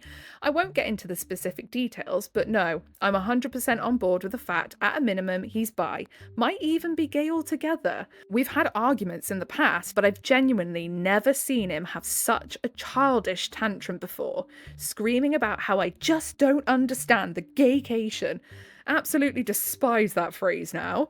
And insinuating I'm actually homophobic. Yeah, why did I know he'd throw that one in there?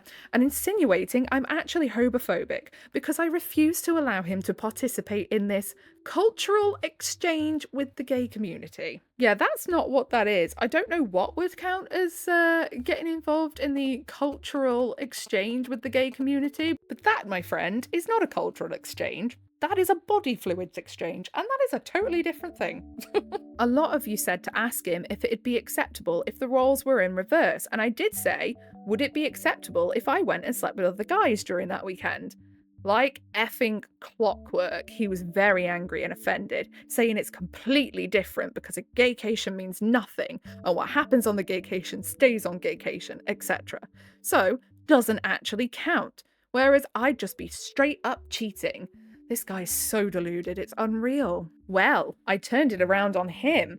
No, but you see what happens in Manchester stays in Manchester. It doesn't mean anything. It doesn't count. It's like bird watching. And I think it got through to him.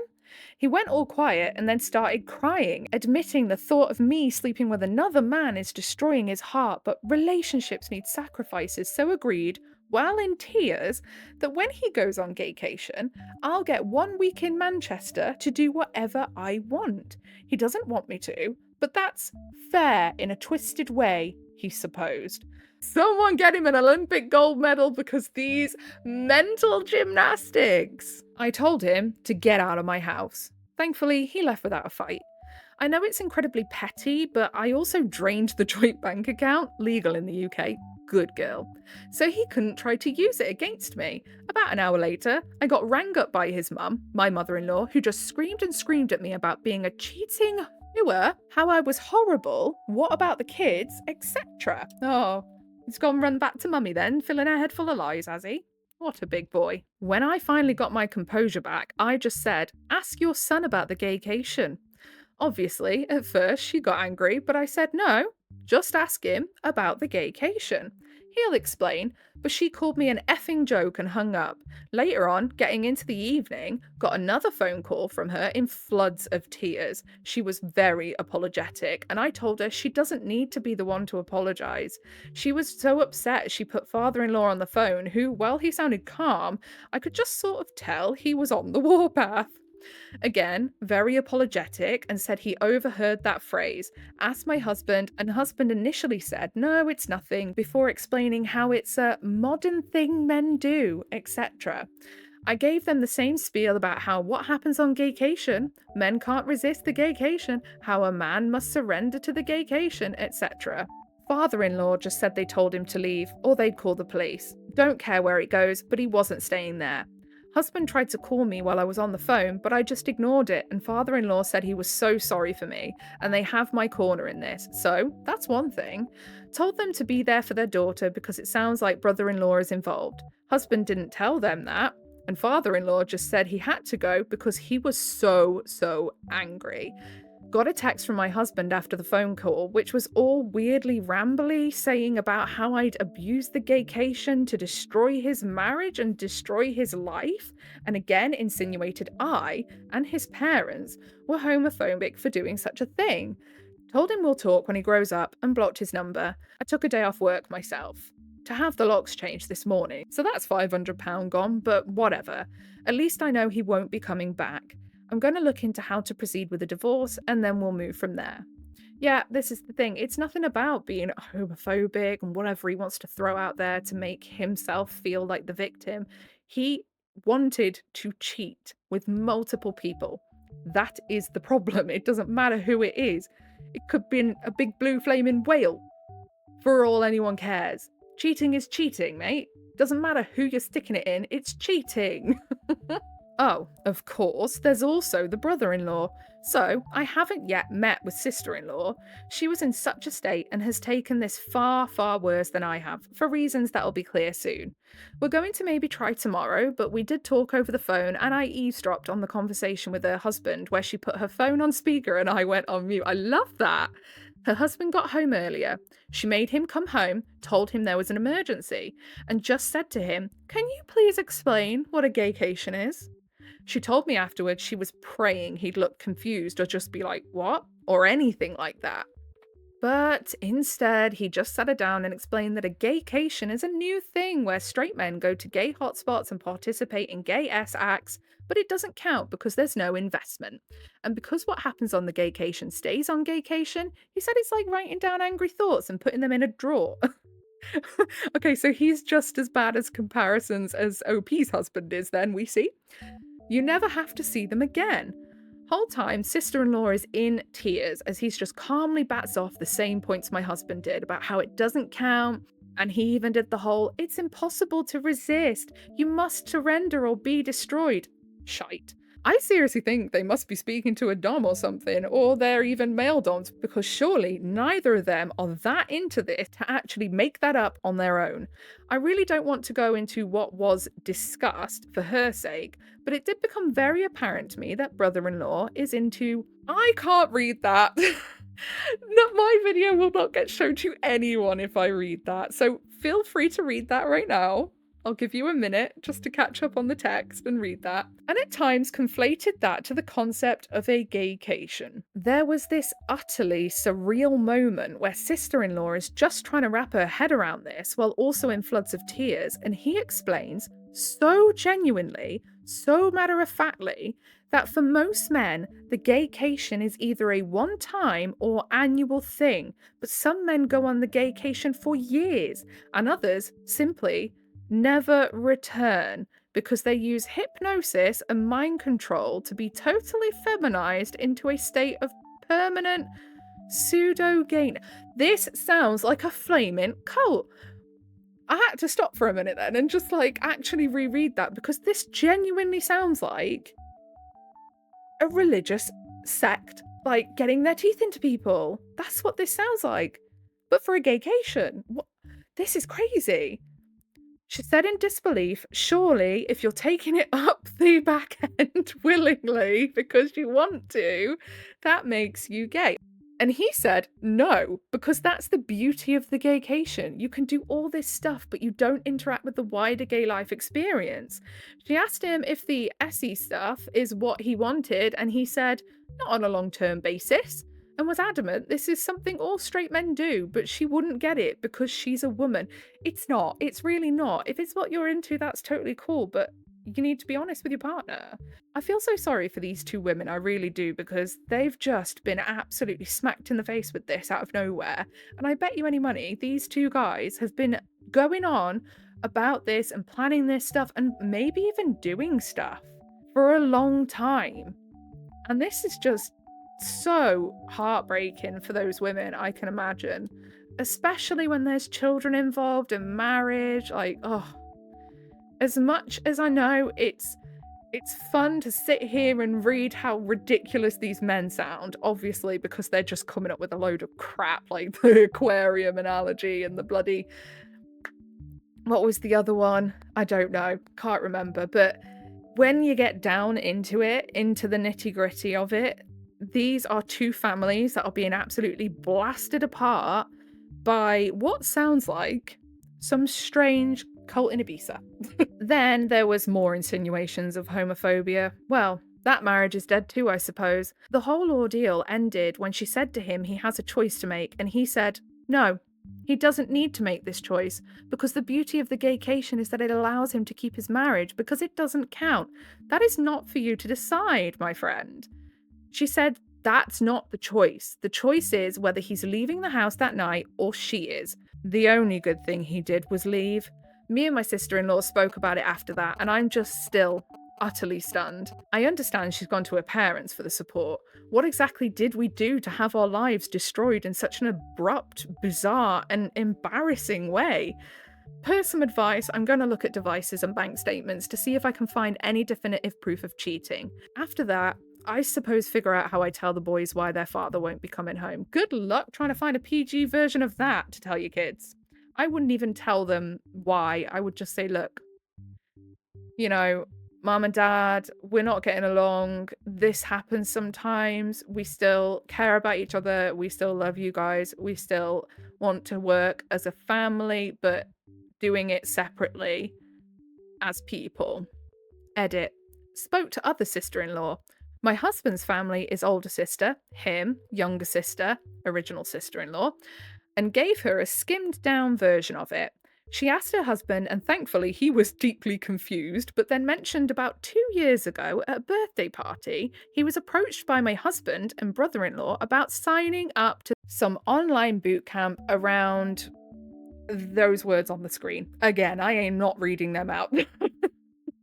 So I can't think of a way to read them out that makes them hidden so that I don't get completely suppressed. He assumed they were taking the pee out of him, so told them to F off and never really thought of it again. The fact that this has been going on for that long is making me want to throw up. Yeah, to be fair, when OP mentioned what sister-in-law's husband had been saying, I did start to think then, this has got to have been going on for a while. They've got to have been doing stuff that they shouldn't have been for quite some time. It's too well thought out with too many moving parts for it to just be oh, we heard about this and we want to do it, you know? P.S. For the poster who said about divorce options, I'm actually going to look into adultery because, plain and simple, that's what this is. Absolutely. Top comments. Commenter 1. Your husband and brother-in-law are deep in a shared delusion that destroyed two families. Their identical talking points about surrender and destruction proved this was coordinated. They're not just planning to cheat, they're already involved in some online community that's warped their thinking. The fact that they both instantly launched into the same scripts about gaycations shows this isn't spontaneous. You made the right call, draining the account and changing the locks. Their attempts to flip this into accusations of homophobia shows how desperately they're trying to avoid responsibility. Yeah, I agree. The identical language, the bizarre aquarium and bird-watching analogies, the talk of surrender or be destroyed, they're in some online echo chamber that's completely divorced from reality.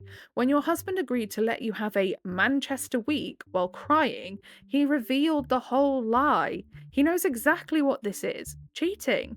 He just wants permission to do it while denying you the same. The talk about hypnosis and permanent feminization reveals just how far this goes. Exactly.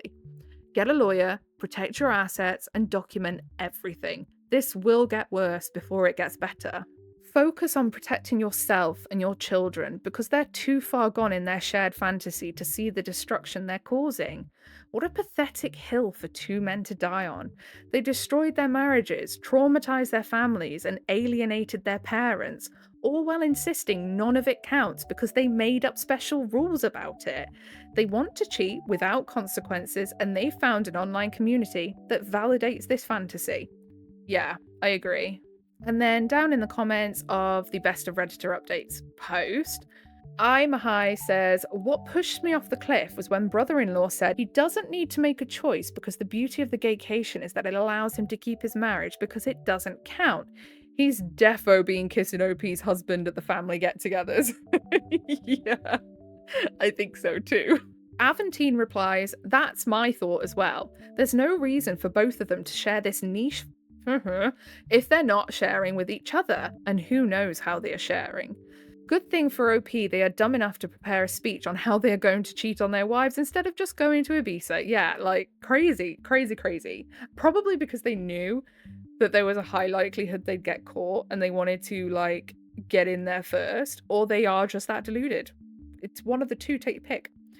Pame in Reddit replies, to me it sounded cultish. Beyond the divorce, which I support, I think OP should look into some family therapy because the father of her children went nuts. Yeah, I agree. I really think it sounds like some weird organizational thing. And it's like they've been brainwashed, like with the whole destruction and all this talk. It's like, that's not just wanting to explore your sexuality. That's something entirely larger, and it's all very odd. Either it's two men really trying to manipulate their wives just so that they can do what they want to, or it goes further and it's something really insane. Either way, I agree that OP definitely should look into therapy for herself, maybe for the kids, depending on how much the kids know. I don't know. Sometimes I think putting kids into therapy, if they really aren't that aware, can do more bad than it can good. Because kids don't really like to go and do therapy. Take it from me. I had it when I was a kid for reasons, and yeah, there is a reason I don't remember most of it. The therapy was the traumatizing part. Well, the most traumatizing part. There was lots of stuff before that, of course. But yeah, I just hope everything works out for OP. The divorce goes through. She can get away from those two horrific men, and that she can heal over time, emotionally, mentally, because I imagine this is going to take one hell of a toll on her just well-being all in general. So yeah, I really, really hope everything works out for OP. I feel so, so bad for her, and obviously her sister-in-law as well. Like, there's one thing being cheated on, but there is another thing having your partner stare at you in your face and try and convince you that you should let them, and that if you don't, you're a horrible person. My mother hid my passport from me for 4 weeks before I go away. She thinks I can't find it, but I found it where she put it, and now I have it. So, long story short, my mother is a cyclic abuser, and she is in her abusive phase right now. I was looking everywhere, all over my home. I own it. She lives with me. Oh, so you're an adult. I was thinking like maybe late teenage phase where they really have a lot of autonomy. But then the mum was being a bit of a bumhole. But no, you own the home. She lives with you, and she thinks she can do this. Kick her ass out. What are you doing? I was looking everywhere, all over my home. I own it. She lives with me. For my passport to get ready to go away in a couple of weeks, just to make sure it was good to go, etc. Couldn't find it anywhere, and the envelope I put it in under my bed was empty. So, when she was out, I searched through her bedside drawers, and lo and behold, my passport was tucked away in some of her papers, with her passport sitting on top of the papers. I took my passport, and when she came home, I asked if she'd seen my passport. She denied and denied. I said, I've looked everywhere and I can't find it.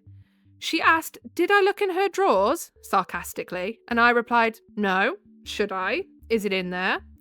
She said no. Oh, what a knob. How crazy do you have to be to steal someone's passport before they go away? Luckily, I have it safe now, but I can't wait for her to move out. She's a nightmare. She's threatened to K-I-L-L me, yeah, have me arrested, etc. She still thinks I've not found it. Thanks all so much for the advice, support, and encouragement. That is scary that she's threatening to do stuff like that to you. Definitely kick her out. I personally wouldn't have a thing to do with her after that. She sounds so toxic and so disgusting. Like, you don't treat your kids like that. I don't care if they're adults. You still don't treat your kids like that. Like, I just couldn't imagine ever saying that to one of mine. Like, no. Why would you want to scare your own kids like that? What a horrible, horrible woman. And then down in the comments, Total Maintenance says, but I can't wait for her to move out. You really think she will move out? Keep your stuff safe. Absolutely agree. You're going to have to kick her out, make her leave. Put your foot down, get the police involved, tell them it's your house, you want them out, she's threatening your life, she's threatening this, that, and the other. Drama it up, girl, drama it up. Or boy even, I don't think you actually specified which one, so... Drama it up, my love, and make it, make sure that they know the severity of what it's like living with her. Because otherwise you're never going to get her out your flaming house and you're going to have a nightmare forever. Then the OP replied, I really hope she will. Where can I keep it? I have no one other than one friend to keep my stuff, and I've given some stuff to him temporarily. I imagine that this was before OP then edited to add that bit where they said that they had hired a storage unit and lockbox and what have you. I've just smacked my microphone. Sorry about that. So I assume that's after that. Could you get a small safe that you could keep in your room? Some have the ability to drill them into the wall or attach them to something using a chain. Yeah, exactly. Anything you can get. And the less grip she has on you and your things, I imagine, the less she'll continue playing up like this, to be quite fair. My wife says she doesn't feel safe. For context, an accident 16 years ago resulted in significant hearing loss, and I wear hearing aids during the daytime. We've been married over 25 years. We were watching the newest season of Love is Blind, and I mentioned that everyone kept describing their partners as providing them with a feeling of safety. Our middle daughter asked my wife if she would describe me as making her feel safe. My wife's reply was, absolutely not. He can't hear anything. If someone breaks in here at night, we're all dead. Oh my life! Why would you say that to your kid? Oh my god. Wow. Tactful, OP's wife. My wife is very open and says what she is thinking most of the time. If your openness, and I say this in air quotations which you can't see, but if your openness just leads to people feeling sad all the time, you're not open, you're being an ass. There is a way to do tactful things and say tactful things if it really is a problem, and there's a time when certain thoughts just need to stay in your head. There is nothing more that I dislike than people who use the phrase, I'm just honest, and hide behind that veil of, I'm just so honest, as a way to just be a complete arse, to be honest. So there we go. Anyway, back to the post. I'm so devastated by this comment. Edit to add some more context. Thanks for all the supportive comments so far. 1. We do have dogs. They bark. I don't hear them. I swear I swear a mouse fart in the basement wakes her up. Our room is on the 2nd floor. 2. When talking about our kids as babies, she quickly brings up that I never got up in the middle of the night because I slept through the crying. Well, of course, because you couldn't hear it, but it didn't mean she couldn't tap you on the shoulder and go, love, do you mind dealing with this time? How hard would that have been? I did get up, although I constantly told her to wake me up. It wasn't an issue, and she repeatedly said, no, you have to get up for work, and I don't. So yeah, what's she on about then? 3, pretty sure it wasn't a joke. There was no smile, grin, sly look, chuckle, like when she is usually being sarcastic or joking. Plus she responded very quickly, which is normal when she says whatever she is thinking. Yeah, I'm not getting good vibes from this wife, to be honest with you. The way that she's using against you, the fact that you couldn't hear the babies crying as if to make out that you were lazy. And you said, just tap me awake and I'll deal with it. And she said no. Don't like that at all. So then in the comments, Smooshy99 says, I mean, my husband has perfect hearing, but his dead asleep ass would be useless in the middle of the night. I'd be right beside him getting murdered and he'd just say he's resting his eyes and start snoring. Yeah, do you know what? Again, I've said this before in like past videos, but men sleep like they are not with us anymore. don't understand. I would love to have a sleep so deep and unwakening like that. Like, oh my God, give it to me. Like, how do guys do that? You could drop a building next to most guys that I know and they would not wake up. And I don't think it's fair.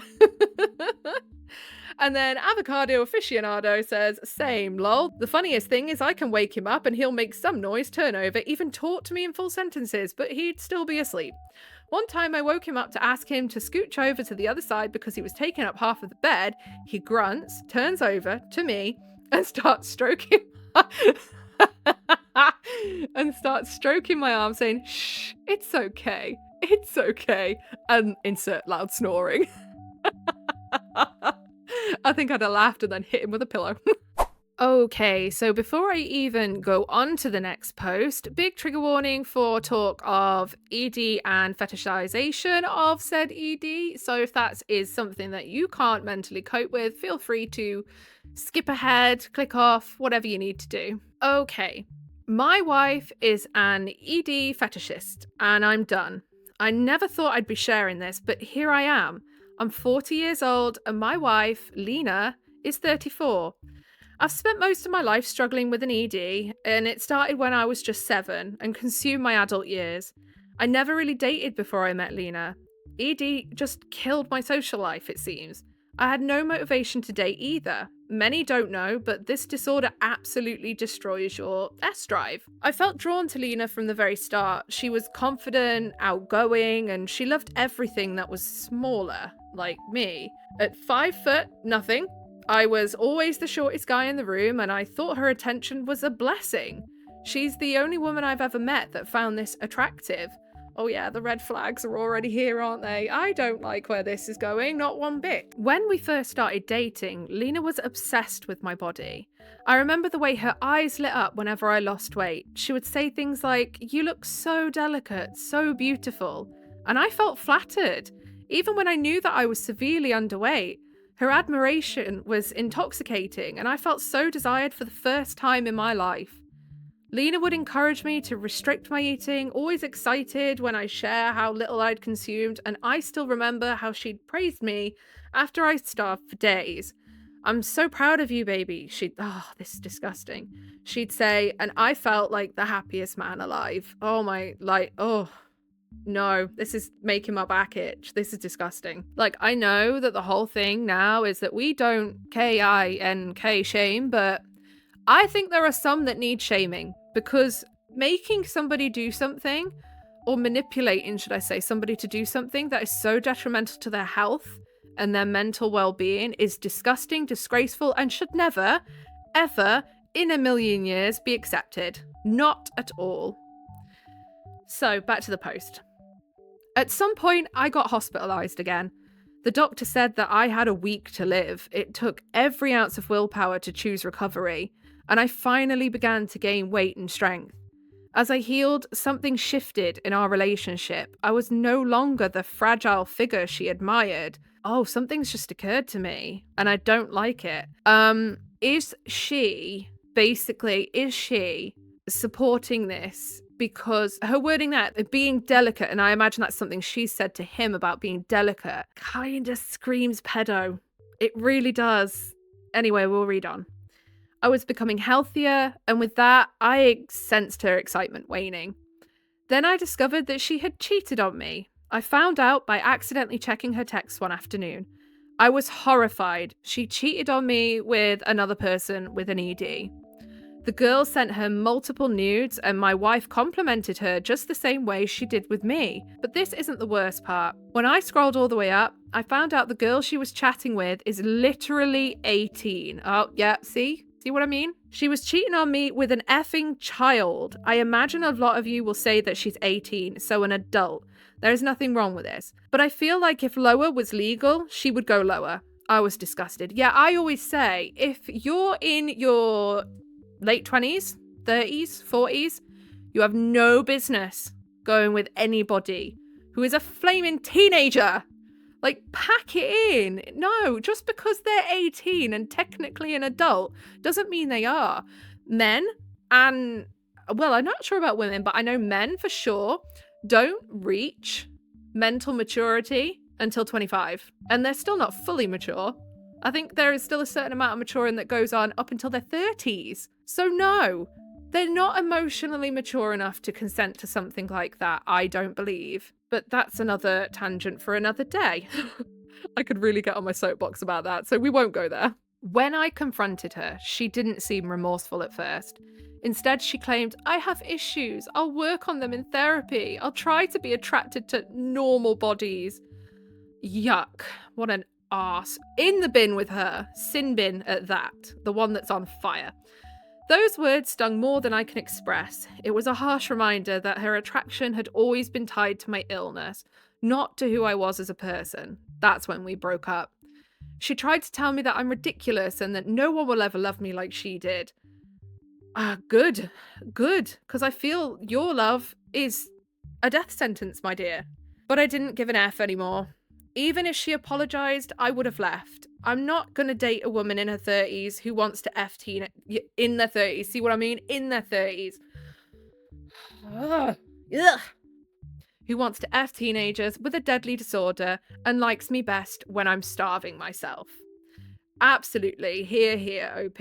I'm so glad you got out. I really am, because I feel like this is a marriage you would not have survived, unfortunately. Okay, so down in the comments, Vivid Farms 6291 says, no one will love me like she did. Who wants to literally be loved to death?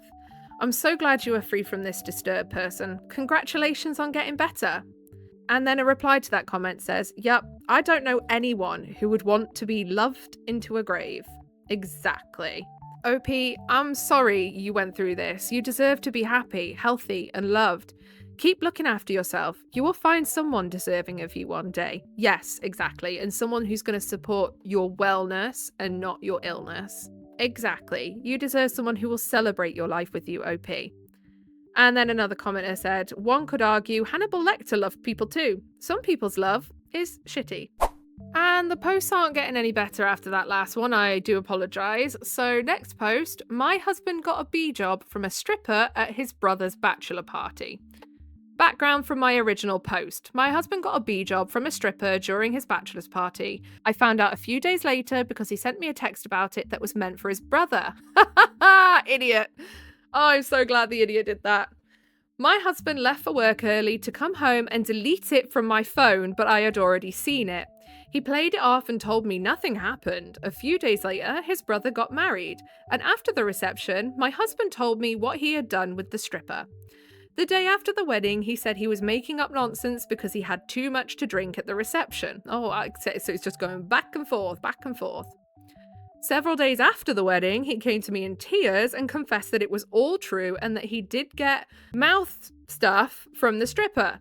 He tried to blame it on being drunk, but he later admitted that he didn't drink as much as he pretended to and wasn't really drunk at either the bachelor party or the reception. This guy is flip-flopping like a flaming fish. Jeez, my goodness. What an idiot. The best man had apparently kept the room away from any shenanigans from the strippers. The best man did not drink anything since he was the designated driver.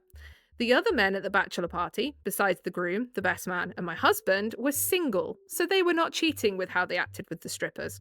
I was pregnant when this happened. Douchebag. Absolute douchebag, man. I hired a divorce lawyer after my husband confessed. Our divorce was finalised 11 months ago. My ex-husband and I alternate weeks with our son. He is 19 months old now. There was a lot of discussion in the comments of my original post, divorce law and my ex-husband being at fault. However, in my state, divorce is purely no fault, and the court does not consider fault in the division of assets. Those are divided 50-50. I was ordered to pay alimony since I earn twice what my ex-husband does. Oh, no. I have 7 more months of alimony payments to make. I am an actuary, and my ex-husband is a carpet installer, and the law was clear on how alimony works. My ex-husband did not have overnight visits with our son until I stopped breastfeeding, and leading up to our son's first birthday, we slowly transitioned to overnight visits. Once we worked up to alternating weeks with our son, I began to pay child support. I do admit that although my ex-husband was a terrible husband, he is a good father. We are co-parenting amicably, and don't bring up the past. I think that's definitely a good thing that you are co-parenting so well together, especially after the flip-flopping betrayals of him and the fact that you had to pay him alimony. I bet that just stung so bad. Because, my God, does he not deserve it? I don't regret getting the divorce. I wanted to post an update to thank everyone since I received so much support in my last post. And there were too many comments to reply to individually. Yeah, I wouldn't regret it either. I completely am with you on that one. I bet you feel free as a bird now. So, down in the comments, Rainbow Peach says, "It sounds like you've been through a lot, but I'm glad to hear you found peace with your decision. It's good that you're co-parenting well and moving forward." And then UCSD Phoenix says, "Co-parenting can be tough, but it's great to hear that you're prioritizing your son's well-being while navigating this difficult situation." Yeah, exactly. Like, I co-parent, I am a single parent, and it's tough at the start. A lot more so because you kind of don't want to let your kid out your sight because it's not a natural way to do it, especially, us mums, we're told that our kids should be with us 24/7, and then we kind of have to just send them off with their dads. And that can be really disconcerting at the start because it's drummed into you on how you should never be without your baby. They should be with you all the time. But it gets easier. And you learn to love the time off as well because single parenting is hella hard. So when you have a co-parent that will actually have the child and you can then go and have your own time to yourself, it's kind of nice once you get used to it.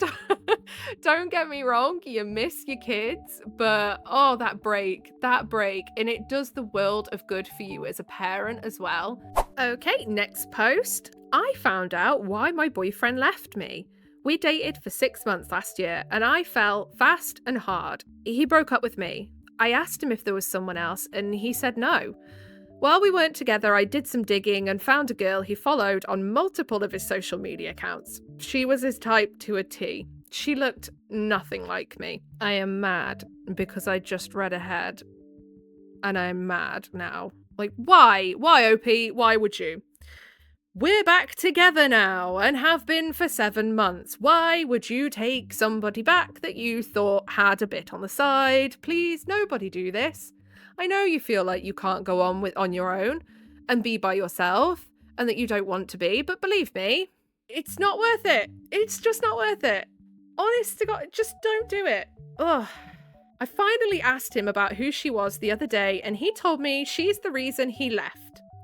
I didn't think anything of it at the time, but what do you mean you didn't think anything of it at the time? Oh, OP, open your eyes, come on, please.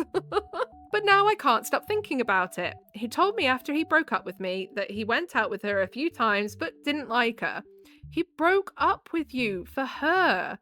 Please take some pride in yourself. Do not give these disgusting people the chance to use you like this. He's taken you back because she hasn't worked out and now he doesn't want to be on his own. So he's using you as a filler. That's what he's doing.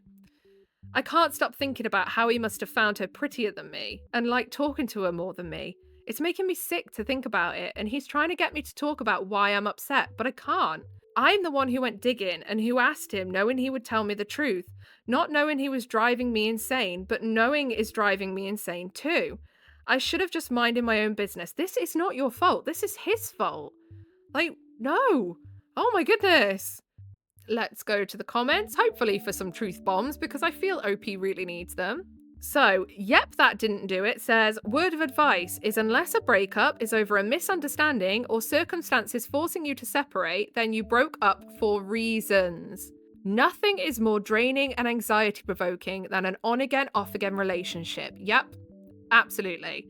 Getting closure is also overrated. Exactly. Because let's face it, he lied before, he'll lie again. You will never know the full truth, and that's just how it is. And then Cal Rastia says, yes, this. I have a rule for myself that all breakups are permanent, and breaks are breakups. Yeah, that should absolutely be it. And don't get me wrong, it's easy to do when you're young. It's easy to go, oh, I'll take them back. I don't want to be by myself. Believe me, it's better to be by yourself because they never work. Those relationships never work out. They just don't. Or you're left in a spiral of being on again, off again, forever and ever, and you're miserable. Then Switch Emo says, this is a great rule. I had it myself. I've only broke it once for my ex. Well, they're my ex, so you see how great that worked. Exactly. It still doesn't work out. If you break that rule and get back with an ex, there'll be an ex again at some point. I remembered why I had this rule. This and long distance, but that's a personal preference. And then Bean Callow says, it wasn't sexy once it wasn't forbidden. Applies to closure and explanations too. Precisely. Put him in the bin. So this post was compiled by Direct Caterpillar 77 in, obviously, r/best of Redditor updates. And the tagline is, the guy I'm dating, 36M, has a shrine to my 37F ex-husband in his house. Could it get any crazier than that? I don't think so. By the way, if I'm a little quiet today, I do apologise. It's actually about 11 o'clock at night. My sproglings are in bed and I am having to film now. Normally I film when they're at school, but I can't do that because one of them's been off poorly, so I'm doing it now. Okay, so the original post was shared to Reddit on January 11th, 2019, so it's a bit of an old post. Let's just get into it. I was married for 7 years to a celebrity. I put in quotes because whilst most of you have never heard of him, he is an A-list in the world of metal music. If you're a metalhead, you'll 100% know who he is. Oh, I wonder if I would know who he is then. Oh, now I want to know. I'm being nosy now. Already I'm feeling nosy. We split amicably because he was always going on tour. I used to love going with him, but the thrill of it wore off, and I found myself sick of travelling so much. Yeah, I bet that gets quite tiresome. Because of this, we grew apart, but still keep in contact occasionally because despite the fact our marriage didn't work, he is a really cool, nice person. Aw, that's really nice. 2 weeks ago, I met a guy through a friend that I immediately hit it off with. We've been on 3 dates so far. The first 2 dates were drinks after work. He showed up in nice khakis and a button-down both times. On our latest date, I went to his house to watch a movie. Literally watch a movie. We are taking the physical stuff slow, lol. Yeah, immediately I thought, that is not going for a film, is it now? He has a nice house, so I asked for a tour. After he showed me the upstairs, he said he had to show me his game room. We went down into a fully furnished basement with a pool table, a minibar, and darts, but there was something very weird down there also. Uh-oh. Apparently, my new main man is really into metal music. Would never have guessed based on how he dresses, lol. And his favourite artist of all time is, you guessed it, my husband. Or ex-husband, should I say. Read that wrong. He had framed posters of all my ex's bands, autographed signature guitars, every record he has ever released were framed on the walls. He even had magazine articles about him and some of his bands framed. Every wall in his game room was covered with my ex's face and his signature guitars. So I may have messed up here, but I kept my mouth shut and didn't say anything. He knows I'm divorced, but he definitely doesn't know it's from his idol. Oh, I wouldn't be so sure. I'm already getting some scary vibes. I mean, I totally get being a fan, and I do get that it could just be coincidence, but I don't know. We are seeing each other tonight for our 4th date, and I know I need to tell him, but how? I really like this guy, but I'm afraid if I tell him, he will freak out and run. Or get weird. Or get weird, OP. We've got to consider that as well. What should I say? Where should I tell him? I just don't want to damage our relationship because I can really see it becoming long term. I know I should have told him at his house, but honestly, I was in shock. To be quite honest, Lovey, I don't think half or even a third of the population is going to know how to approach this. I think most of us don't date celebrities.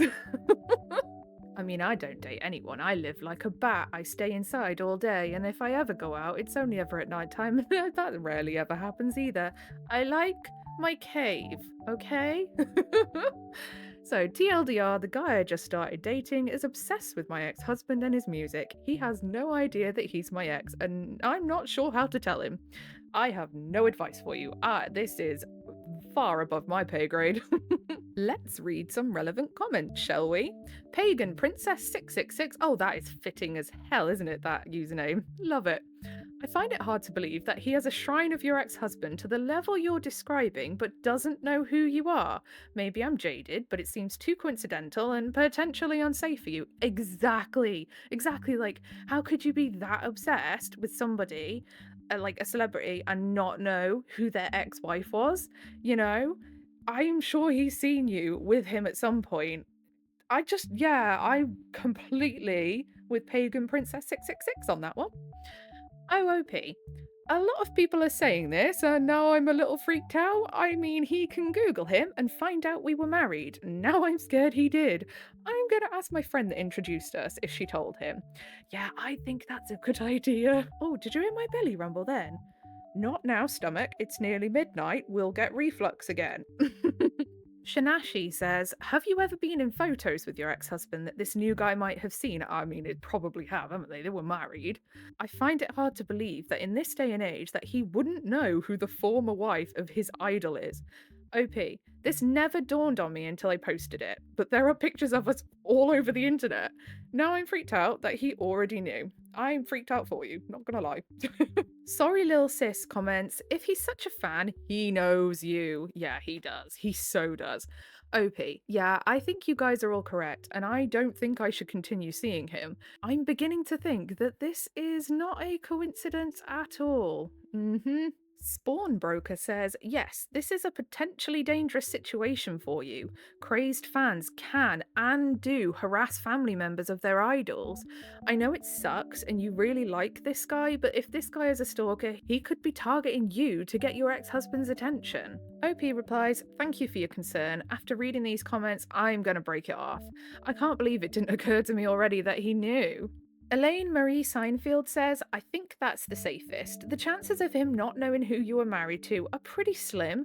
I could understand if it was a band he'd never heard of, but his favourite band artist? No way. Hard agree, by the way. Hardy. Whoa, aren't you going to check with his side of the story too? He might have no idea.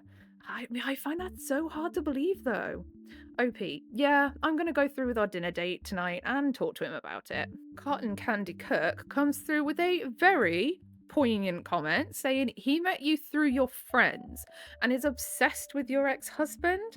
Yeah, he definitely knows who you are. It would be hard to spend a lot of time tracking down signed memorabilia, etc., without ever getting a glimpse of a name or a pic of his favourite celebrity's wife. Like someone who has spent this much time and effort following and googling your ex-husband absolutely would know about wires, divorces, etc. I would talk to the friend that introduced you and ask them if they knew who your ex-husband is, and ask if the guy specifically asked to get an opportunity to meet you. OP. I called my friend and she says she didn't tell him, but after reading these responses, I realised he could Google him and find pictures of us together. Now I'm weirded out. Banana with 3 legs. Oh, I'm gonna have that mental image in my head now all evening, night even, should I say. Ah, thanks for that. Did she know he was a fan? It's weird to me that he specifically wanted to show you that room. Yeah, he made a point of showing her that room, actually, didn't he? It makes me feel like he already knew. When he showed you, did it look like he was watching you for a reaction? OP, can you update us with how this all turned out? Yeah, please tell us that you're not, like, tied up in his basement as well, as part of his collection of memorabilia. OP, he didn't seem to be looking for a reaction, he just looked really excited to show off his game room. And then we have an update. It came 8 days later on January 19th, 2019. Well, after getting a huge range of answers, some of which were kind of frightening, I decided to give the new guy the benefit of the doubt and go ahead with our dinner date that night, our 4th date. So I met him at the restaurant and we had some wine first. We were just talking and chatting and I realised that I had to bring up the ex-husband thing.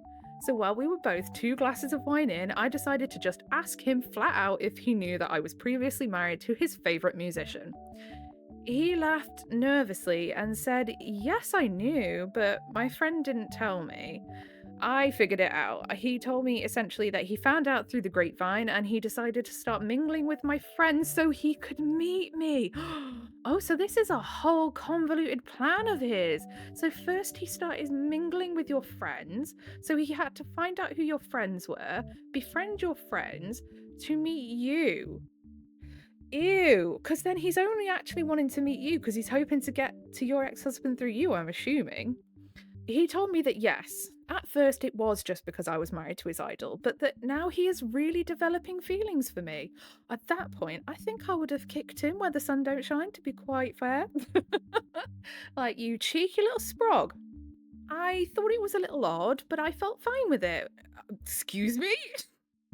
No, how could you be fine with that? Somebody needs to go outside, breathe some cold air, and give their head a little bit of a wobble. Do it now. Okay, so this is like what, 5 years later, so very much unneeded, but still, go back in time and do it. Until I remembered his man cave basement. Yeah, exactly. I asked him if he knew I was married to his favourite musician, then why the hell would he bring me down there to show me all of the memorabilia? His response was too weird for me. He said that he wanted to make me into a little statue and put me as part of the place so I could join the memorabilia. No, he didn't say that. Let's read on. His response was too weird for me. He said, I was trying to see if you would confess. Confess? I was like, confess to what? And he said, to being married to my ex. I told him that I thought it was pretty concerning that he tried to trick me into some weird confession and that I didn't think we would work out. He accepted it and didn't seem upset or anything. Yeah. Please change your name, move to a different country, do the whole shebang, live by the sea in a little hut because this guy is insane and stalkery. Dinner had already been served, so we started eating when he proceeded to bombard me with questions about my ex. When is he releasing new material? What is his favourite band? What does he do during the day of the show? Is he vegan? What's his mother's maiden name? What does his butt crack smell like? No, he didn't say that. I'm okay, so I made the last one. Me too. I made up the last one too. Blah blah blah. Finally, he could sense my discomfort and we ended the dinner and parted ways. Oh, he could sense it then?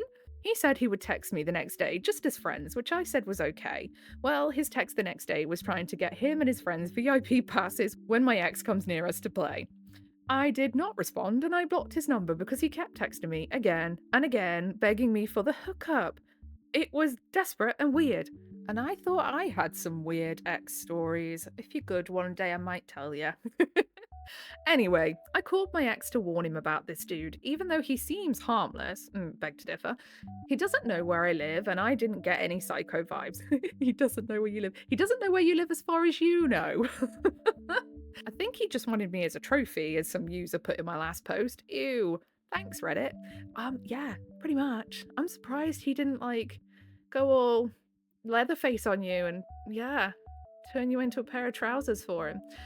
TLDR, it turns out the guy I was dating was way more into my semi-famous ex more than he was into me, and he gave me weird vibes, so I ended it, even as friends. What a good move that was.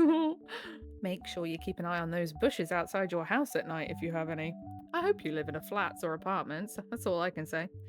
So, in the comments, Don't139 says, so saying, well, I sought you out because of your ex, but now I'm catching feelings, was not a deal breaker. Exactly. It was only the confession thing.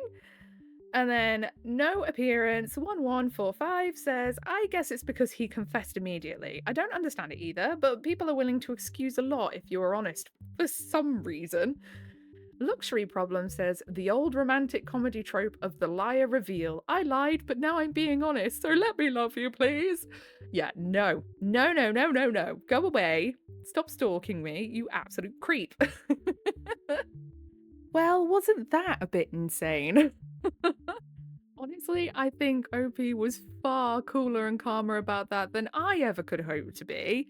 I would be ultimately freaked out by that. The fact that this dude had hunted down my friends, befriended my friend circle, and all to get to me, to get to my ex-husband. Oh, no thank you.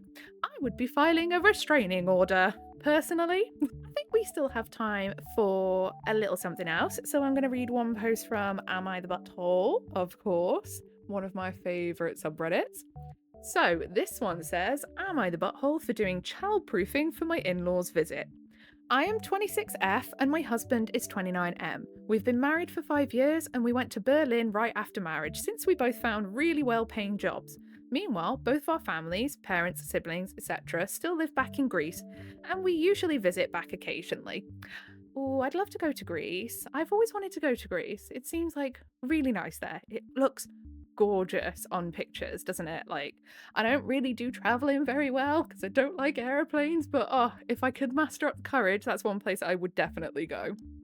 Now, me and my ex husband don't have any children, and we don't plan to have any. We enjoy buying expensive things and experiencing things we never got to as children, such as nice furniture in our home, going to exotic restaurants with friends, travel, hobbies, and generally just our lives with each other exactly the way it is. But that's just how my husband thinks. His family is very traditional, and every married couple has at least one kid. Oh, I can see where this is going. They're going to be putting the pressure on, aren't they? Because why can't people keep their friggin' noses out of other people's reproductive cycles?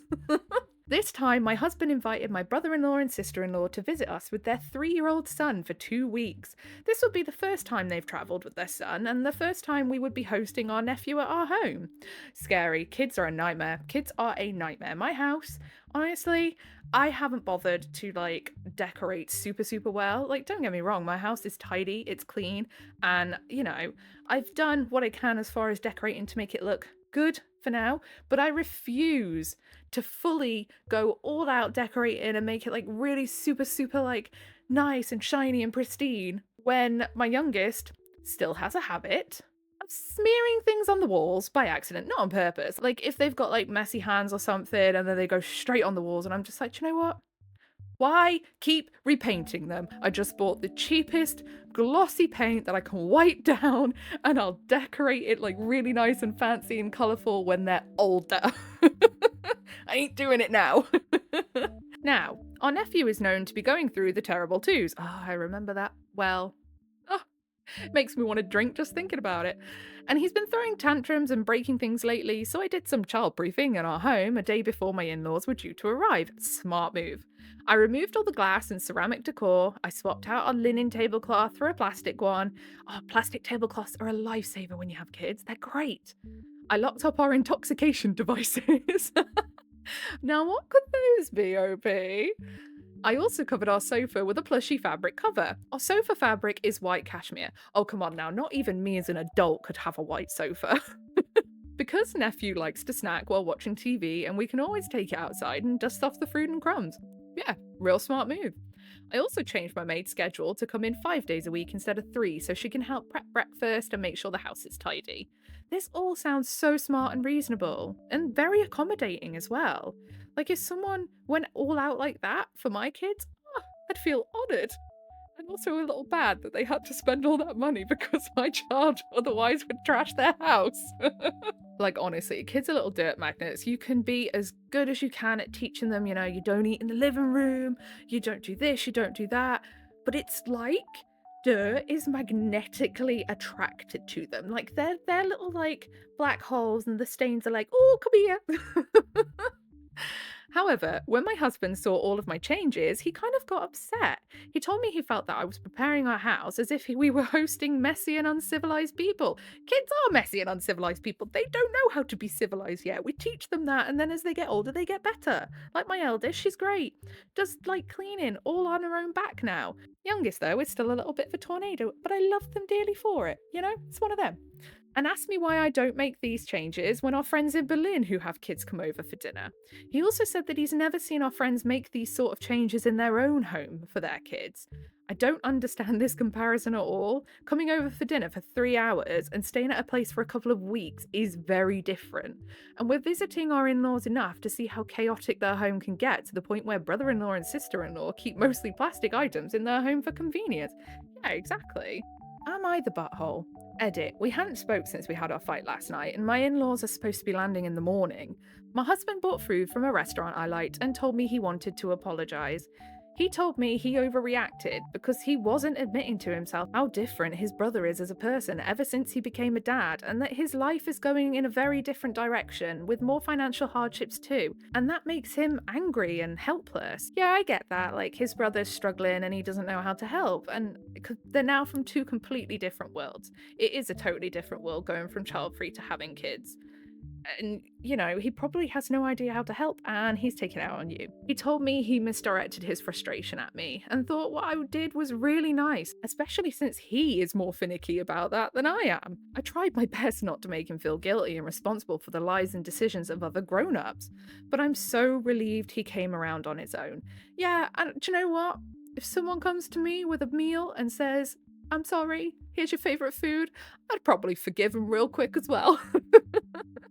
But yeah, I think what you did was really, really nice. Again, if I went to someone's house and I was going to stay there and they put in that much effort into making everything like comfortable for me, so I didn't have to worry about like things being damaged and stuff, I'd be so relieved. I'd be really grateful and I'd be super relieved as well. There's nothing worse than going to someone's house and worrying, oh my god, I hope my kid doesn't accidentally knock something over because their house is just like full of ornaments or something. As kids, again, are little whirlwinds and accidents happen. And that's the only way kids learn how to be functional adults, by making mistakes, by making messes, by learning, whoops, shouldn't do that again. you know, they have to learn the hard way. It is the nature's way. Okay, so edit 2. So guys, it's officially day 1 of the in-laws visit and my husband has now gone an extra step and put away most of the lamps in our house because they are glass and super dangerous for a toddler to be around. We have about 35 because we hate ceiling lights. Same. The big light is a demon. Little lights and candles. Although if you've got kids, battery operated candles are the way to go. When we picked up our in-laws from the airport and were driving them back, nephew accidentally poured a bag of chips all over the backseat floor and mats. Everyone just laughed, but I know my husband was horrified inside. Oh, bless him. And now he's been vacuuming the backseat area for 2 hours. Lol. Oh, and in-laws super appreciated our baby proofing. See, it all worked out in the end, and I'm cracking up at the thought. Your husband, bless him, he's going to need a holiday after these couple of weeks of having just a child around the house. He does not sound emotionally or mentally prepared. Bless him. So, down in the comments, Tulip Afternoon said, "Not the butthole. Instead of worrying the entire visit that their kid could ruin something expensive, the visiting parents can rest assured that the space is being child-proofed. As long as all the changes don't make the space uncomfortable, e.g. squeaky plastic couch covers or all decor being hidden so the place is bare, I think it makes a lot of sense. You're making the visit less stressful for everyone. Yeah, and then you can enjoy the time together." Woot league? Dunno. Agreed. As a parent of a reasonably decent kid, I would still panic if I were at a friend's relatives and she was heading towards something that looked expensive or even cheap. Other people don't have things just for others to break, not the butthole. If husband doesn't like it, he can happily put his expensive and breakable items back out for the kid to investigate. Edited, as apparently I cannot spell NTA. Oh, bless you, don't worry, I spell things wrong all the time, including my own name. I had to sign something the other day and I was like, that's not right. I have a 4-letter name. I was tired, leave me alone, it was a Monday. And Redcore replied, yeah, saw the words white cashmere and was like, yeah, I love my kid, but I would not trust her in that environment. Absolutely. Like say, again, my child, love them to pieces, they're great, they are mostly well behaved, but the poor thing tripped over their own ankle earlier in the kitchen, you know? Like, when you've got kids, your house has to be laid out in a specific way because they've got a really good habit of trying to just injure themselves. They're just like little miniature drunk people. That's what they act like. Starting off, am I the butthole for refusing to go to my mother-in-law's for dinner anymore? I want to preface this by saying that I am on the spectrum and therefore struggle with nuanced social situations, which is why I'm reaching out to Reddit for some third-party advice. My mother-in-law has recently moved back to our hometown after finally escaping from her ex. My husband and I were unaware of the severity of the situation because my mother-in-law made efforts to hide it, and I know that my husband is feeling very guilty about it. But mother-in-law is doing better and has her own little apartment in town and has been working and rebuilding her life. We've made efforts to support her as much as possible, but we're in a tight spot financially, so what we can do is limited. For the past few couple weeks, my mother in law has been inviting us over to her place for dinner multiple times a week. She has always loved to cook, and she is excited to get to cook for the family again. Plus, she gets to spend time with our toddler. The problem is that she has consistently told us to be there around 6 p.m., only for her to not have dinner ready until 9 p.m. 9 p.m.? 9 p.m. or later, and she refuses any help in the kitchen. Mate, by 9 p.m., I'd be eating the door frame. Be absolutely starving. No way. No, I would be crying in the corner and throwing a little toddler tantrum. I'm not gonna lie. 9 p.m. is far too late to be eating. God, by about 3 p.m., my stomach thinks my throat's been blooming cut. It's ridiculous. This is a major issue because we wind up staying out past our daughter's bedtime. Her whole nightmare routine gets thrown off, and it makes it harder to get her down for bed. Not to mention how cranky she gets waiting for food. Yeah, I can't imagine even attempting to get a toddler to wait until 9 p.m. to have food. My kids get back from school at about 3:30 and are absolutely starving and acting like they've never been fed before. Goodness me. I've tried to gently talk to my mother-in-law about this, but she has always been critical of me and my parenting. She thinks it's outrageous that I keep my daughter on such a strict schedule and insists that when her kids were little, they didn't have schedules and just ate when they were hungry and fell asleep when they were tired, and it worked out just fine.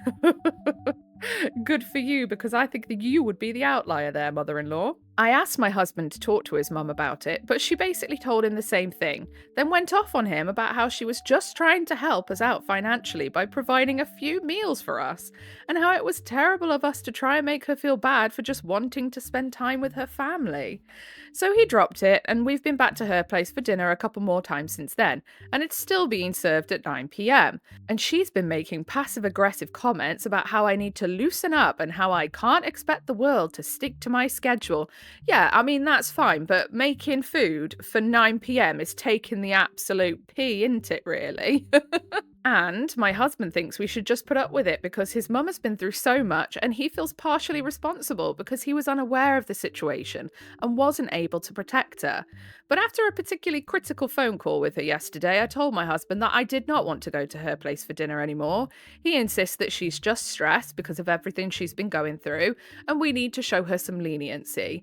I told him that she can come over to our place for dinner every now and then, and that would be fine. But I'm not going to be held captive at her apartment anymore. We didn't really come to an agreement though, and I'm thinking that maybe I'm being too harsh on my mother-in-law and torturing my husband in the process. So Reddit, am I the butthole? No. No! Who on earth thinks it's acceptable to serve up dinner at 9 p.m., especially for guests with small children? If you're inviting people round and they keep repeatedly telling you, we need to be eating before such and such a time because otherwise my kid's going to be a nightmare. It's not fair on the child, mind you, because kids, they need to be eating a hell of a lot earlier than that and going to bed an awful lot earlier than that too, if possible. Obviously, I know it's very, again, nuanced. You can't really shove kids in bed if they're not tired. One of mine decides to get up and down until like 11 o'clock at night most nights. I just keep having to put them back. And it's like a whole flaming routine we have now. But, those do pass. I had it the same with my eldest, and it passes, and they get it. And honestly, my eldest takes themselves to bed and quite often is fast asleep snoring before 9 p.m. So no, that's far too late. It's far too late for an adult to be eating at 9 p.m. I feel I would be absolutely starving and I'd be the moodiest mare you'll ever meet in your life if I was being fed that late. But you've given her a solution. You've literally said, look, we're happy to come and have food with you, but please, can you serve it earlier? Like, how hard is that? So no, I don't think you're being the butthole at all. You've offered a solution. You've brought up the issue. You've offered a solution. So now you're saying, right, if you can't get your act together and get on a good schedule with it, we'll do it at my house, which is very fair because what she's saying is she wants to be spending time with you guys. Well, she can spend time with you at your house then, on your schedule. So no, and I feel like, I know this sounds really mean to say because obviously mother-in-law has been through a lot, but I feel like she's using that, knowing full well how your husband feels, to kind of make him feel like he has to go, whether he wants to or not. Do you know what I mean? Cheese making mum says, not the butthole. Child rearing theories have evolved over the decades since your mother in law raised free range children. I nearly said free range eggs then. If you absolutely cannot refuse the invitation, which is not a summons, by the way, pack some dinner for your little one and stick to your bedtime routine so she isn't cranky and fussy. Yeah, I'd be like, okay, husband, if you really can't get her to come here and she really doesn't want, you know, to give up having it at her house, I am just going to stay at home with the kid. You can go on your own. If mother-in-law still has a problem with it because waiting for 3 hours past a specific time isn't rude at all, then you need to present a united front with your spouse that your daughter will have a structured routine. Info, what does she make that requires 3 hours of prep time? Yeah, like, just make something simple. I'll eat anything. When you're hungry, you're hungry. And then the OP replies, it's not that she's consistently cooking that whole time. She'll do some prep, then take a smoke break, then do a little more, and then take a play with the baby break, then a coffee break, then she'll do a little more cooking, then take a phone call outside, then another smoke break. Apparently, this is how she's always done things. And then Dr. VI2, or VL2, can't quite read that, my eyes are going funny, says, so she's exposing your baby to secondhand smoke? Definitely not the butthole. Yeah, that and that alone is a reason to not be going. And I would say that would be where OP is the butthole too. If you're taking your kid there, knowing full well she's smoking in the house, she might be smoking outside. So, I mean, still gross, but it is what it is. But if she's smoking in the house where your kid is, I'd be like, I'm not coming purely because of that, you know? Secondhand smoke is almost worse, actually. I think there was a study out not so long ago that I was sort of watching a little mini documentary on, and they were saying that secondhand smoke is almost worse because it's not filtered through the end of the thingy. So obviously on the end of the ciggies, you get like that little filter, don't you, on the end of it? And they were saying because it's coming out the front and it's not passing through that filter, it's got even more like crap in it, basically. So secondhand smoke is almost worse than consistent, smoking yourself. If you're consistently around secondhand smoke, it can be really, really bad for you. So yeah, I would say that's where OP might be quite the butthole for not putting that, nipping that in the bud. Next up, am I the butthole for defending my daughter's comments towards my other daughter being single? Oh dear, these are never good. When it's one sibling against the other, I've noticed a running theme on Reddit that it tends to be that the parents like to play favourites. So let's get into it, shall we, and see if we have a case of that here. My daughter, 17F, Emily, has been dating this boy, 17M, Zach, for around 2 to 2.5 months now, and he recently came to visit us. And this is the first time he has come over for dinner, and this is Emily's first boyfriend. I'm sorry, this reads really badly with all the ands in there, so I do apologise if I trip over my words. Zach is a very lovely boy and very outgoing. When he came in and saw me, he says, Emily, I didn't know you have 2 sisters. Oh, smooth, Zach, smooth. I laughed, as even though it's cliche, I know he's trying to be nice. The entire time at dinner, he was very polite, but he is also a very outgoing kid. He would say stuff such as, what a lovely dinner, this food is great, your backyard is beautiful, etc, etc. So while you could say he was trying to be overly polite, he was still very sweet and kind kid.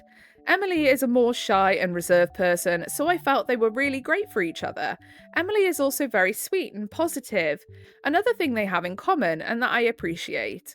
My husband also hit it off with him, and they were engaging in sports banter and eventually came to trash talking some football team owner. My older daughter Amy, 19, however, kept grilling the poor guy, asking if he would pay for dates, to which he said, yeah. And then she asked how he has money, and he said, his job? Then she started talking about making time for Emily in between school, friends, and a job. And then it came on to how they would get to dates, and she started asking him about his license. Then she started asking him about protecting her, making comments about his stature. He's on the shorter side and kind of chubby, like 5'7", and maybe a little overweight. Nothing crazy, however. And he seemed to be getting uncomfortable, so I brought out dessert. which he again complimented. And my husband brought up sports to change topics. Yeah, I mean, Amy's definitely overstepping there, grilling this poor lad like that the first time meeting him. If you want to find out intentions, that's absolutely fine. But, you got to do it a little bit slyer than that, so you don't look like you're just being a horrible person and just trying to put them off. But, she might just be being protective. Still not acceptable, though. After he left, I asked her why she would do that. She said that he seemed too nice and cliche, as if he was faking it. I said, so people can't be nice these days? You made it weird for him and Emily. Emily didn't deserve that, and neither did he. She said that she just didn't like the vibe, as no one is that nice or positive. It was definitely forced. But of course it is. It's his first time meeting the parents, and he's literally a kid. He's just trying to put on a good show. And fair enough, it could be completely fake, but you can't tell that from one meeting. You can definitely get an off vibe from the first time meeting someone, but I do think you have to give them a couple more chances before you solidify your decision on that, Emily butted in and said that she really didn't appreciate that and said that Amy's reasoning didn't make sense. Amy said that she didn't care if it was awkward as she wanted to grill him, and that she doesn't like him because he seemed fake. Emily said that Amy was messed up, and I agreed. Amy then said that he was a dumb, weak kid faking being nice, and this upset Emily and me. Emily then said in a fuss, "You only say that because you're single and no one will date you." She has been slightly sensitive about this as she hasn't been in a committed relationship yet. This upset Amy, and Amy asked why I didn't say anything or stop her from going to her room. I said that she's just insulted her boyfriend and that she deserved it. She told me I should punish her and was being a bad parent, and now Amy isn't talking to me, and I feel that maybe a personal insult like that was too far. Yeah, I mean, that was definitely below the belt. That was definitely below the belt. I think Amy's behaviour was not acceptable either. If you have that kind of vibe off someone, just give them a chance first. It was the first time meeting. Again, he's a teenager. He's nervous. Give him a chance. Figure him out first. He could be an absolute lying little rot bag. I was trying to think of a nice word to use then. But it could also be that he's nervous and he's literally just repeating what he's seen other confident men when meeting the new family do on TV and stuff. Because to be quite fair, that is the typical run-of-the-mill sort of sitcom, new boyfriend meeting the family, kind of thing. Like when they're trying to really show that they're a nice guy and that's how they do it. And then it all turns out well in the end. So give the boy a chance. But also, Emily, that was really flaming mean. All in all, I think Amy was definitely the butthole in this. I do think, though, that OP should have stepped in and just said, look, you keep your flaming opinion to yourself, Amy, until we've gotten to know the guy. Give him a chance. And Emily, you go and cool off somewhere and do not say things like that again, That's the best way to have dealt with it, I think. Anyway, let's have a look at the comments and see what everybody else thinks. So Square Minimum 6042 says, Amy was out of line. The poor boy was a guest in your house and you should have cut her off and not allowed her to treat him so poorly. Absolutely. I get that he was over the top with compliments, but he's a kid and was nervous. Precisely. Amy was the butthole, but you really should have stopped her. Yeah, OP just kind of sat there and did nothing. And then Days Chong says, I feel like OP is the butthole, not because she didn't defend Amy, but the fact that she allowed her guest to feel uncomfortable. Why didn't she stop Amy from interrogations? Also, why didn't she stop Amy from grinding on her sister like that? Enough that the sister has to say a remark that obviously hurt her sister. Why don't OP just step in and say, look, stop being rude, Amy, and let's enjoy the evening, and we don't need to interrogate our guest here. Yeah, I do think that OP just basically sat back and waited for the fireworks to happen. Like, you're the parent, my love. Your kid is quite blatantly being hella rude to a guest. You're supposed to nip that in the bud when it happens. So what are you doing? I, too, am going to grant the butthole to this one, to be fair. And I don't know if I've done that yet. This may be the first. Next post, am I the butthole for not inviting my nephew on vacation? For the last 20-ish years, I've planned a family trip. I love to travel, and this is a way to include my siblings and their children, 10 people in total, in my passion and a fun way to spend time together. I cover the costs of the tour and transport to the destination, and they cover the tips and incidentals. So far, we've gone to Turkey, South Africa, Vietnam, Croatia, Panama, Mongolia, and Iceland. Flippin' heck. Can I be your sibling, please? Although I don't really like to travel. I don't like aeroplanes. I like my own bed. I don't know. Still, can I try and be your sibling just for a bit? See if I like it? It's typically about 4,000 to 6,000 per person. Holy boo on a stick. How much money do you have? I polled the family on their availabilities about 18 to 24 months prior to the planned trip.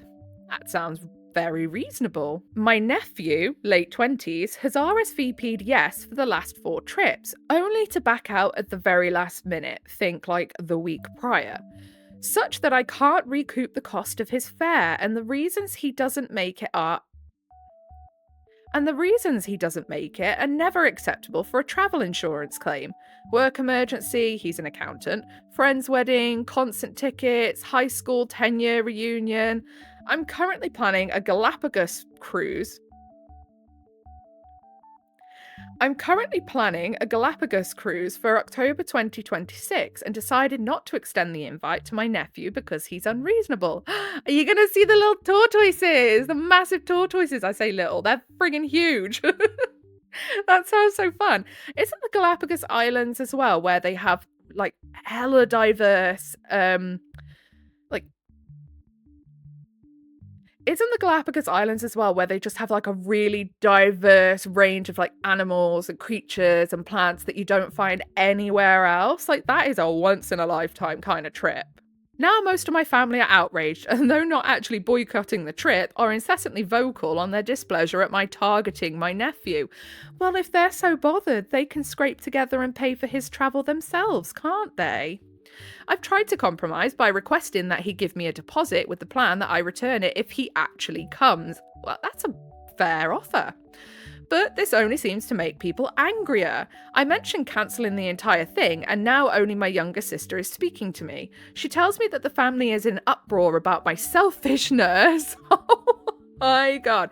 And discussing writing me off permanently if I actually cancel the trip. I am in tears and just don't know what to do. I love my family. Was it an a-hole move to exclude my nephew? No, absolutely not. And to be quite honest with you, your family is showing you exactly what they think of you right now. They are showing you that they see you as nothing but a flaming cash cow for a free holiday. Do not let them treat you like that. That is absolutely disgusting, and your family are entitled and deserve knocking down a peg or two. I wouldn't be taking any of them. They seem like the most ungrateful assholes I've ever seen. And then down in the comments, Human Obligation 3621 says, so in the last 4 years, your nephew has wasted somewhere between 16k and 24k of your money, and no one in your family thinks that there's anything wrong with that? They clearly think you have an endless amount of money and feel entitled to it. I would absolutely refrain from planning further vacations for them since they are treating you so badly. His parents should be mortified that he has repeatedly done this and offered to cover any non-refundable costs, since he has not had the grace to do so himself. You are definitely not the butthole. How does your family treat you when you are on these vacations? How do they treat you over the course of your day-to-day life? Their current behaviour does not trend with people who are appreciative and gracious. It would align more with people who are selfish and entitled. Abso-friggin-lutely. The issue for your nephew is that he has no skin in this game. He did not find out about these conflicts the week before. He just didn't tell you about them. Sounds like when it came down to it, he just didn't really want to go on these trips. Does he not realise you incurred non-refundable costs? Did he accept the invitations, or did his parents accept on his behalf without consulting him? If they accepted on his behalf, maybe they are reacting poorly now out of guilt because this actually is their fault and not their son's. Well, their son's a full-grown adult, though. He's an accountant, so he needs to take responsibility in that case, because if it's happened more than once and he knows that they're gonna accept the place on the trip, that even though he hasn't agreed to go, he needs to be telling them, "No, do not be saying that I will go because I don't want to." Assuming you still want to go on trips with these people, I would talk to him directly and explain all the costs incurred on his behalf over the past several years. Tell him that you will include him this year if he pays that last year's non refundable costs. Tell him the date he is to let you know by if he intends to back out. After that point, he won't be invited again unless he pays those non refundable costs. And by the way, this is all very disrespectful and not how you should treat someone who is giving you a free vacation. Exactly. I'm absolutely blindsided by the complete cheek of it. I wouldn't take any of these ungrateful bumholes. Ola Fabi says, not the butthole. Your family's collective entitlement is very concerning. This is the definition of being taken for granted, or worse, this massive gift of financial output and emotional labour, coordinating big groups isn't easy, has slid from something they're given to something they're owed. So when your nephew backs out at the last minute, he gets grace. But when you set boundaries with plenty of notice, you get shamed. Something deeper isn't right with this entire dynamic. Yeah, they are completely taking the pee out of you, OP. Stop letting them. They don't give two shites about you, to be honest with you. If they did, they wouldn't be doing this to you. They wouldn't be treating you this way. They'd be saying, no, that's absolutely fair. We completely understand that you don't want to lose 16K over the course of a few years, because who on earth would? They would be telling nephew, get your ass into gear, pay for yourself, or you don't come. What they're basically telling you here is they see you as nothing but a free holiday. You need to listen to the between the lines of what they're saying, you know? I unfortunately genuinely feel like they don't care about you as much as you care about them, because if they did, they would not be treating you this way. Am I the butthole for moving all my daughter's belongings to my parents' house and leaving nothing for my husband's affair kid? Ooh, spicy title. Am I the butthole for this? My husband told me Saturday that he had had an affair and had a kid from it. Ouch. Our kids are 14M and 10F, and this child is 9F. So he's had this affair kid for like 9 years. Wow. Something happened to her mother in the last couple of weeks. I was a little too busy screaming at him to listen to the details. Fair and valid.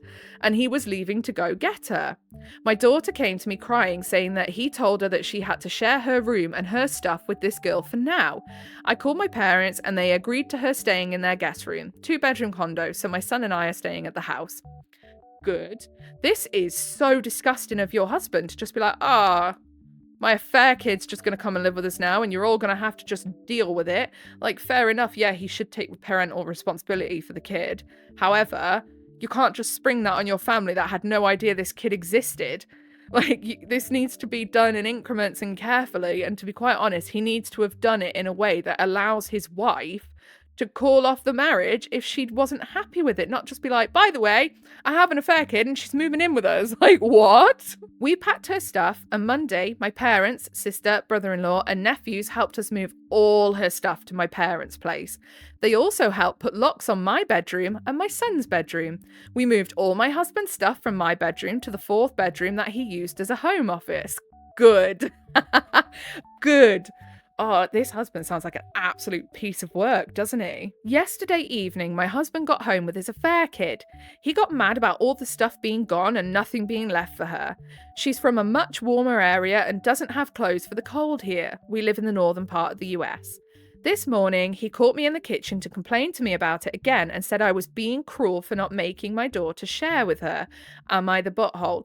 Absolutely not. It's his responsibility. He needs to sort it out and work it out himself. He had an affair, and as much as I feel for this kid that something's happened to her mum and now she's having to live with this random bloke that she doesn't know, I'm assuming, although who knows, he could have been keeping a relationship with her this whole time.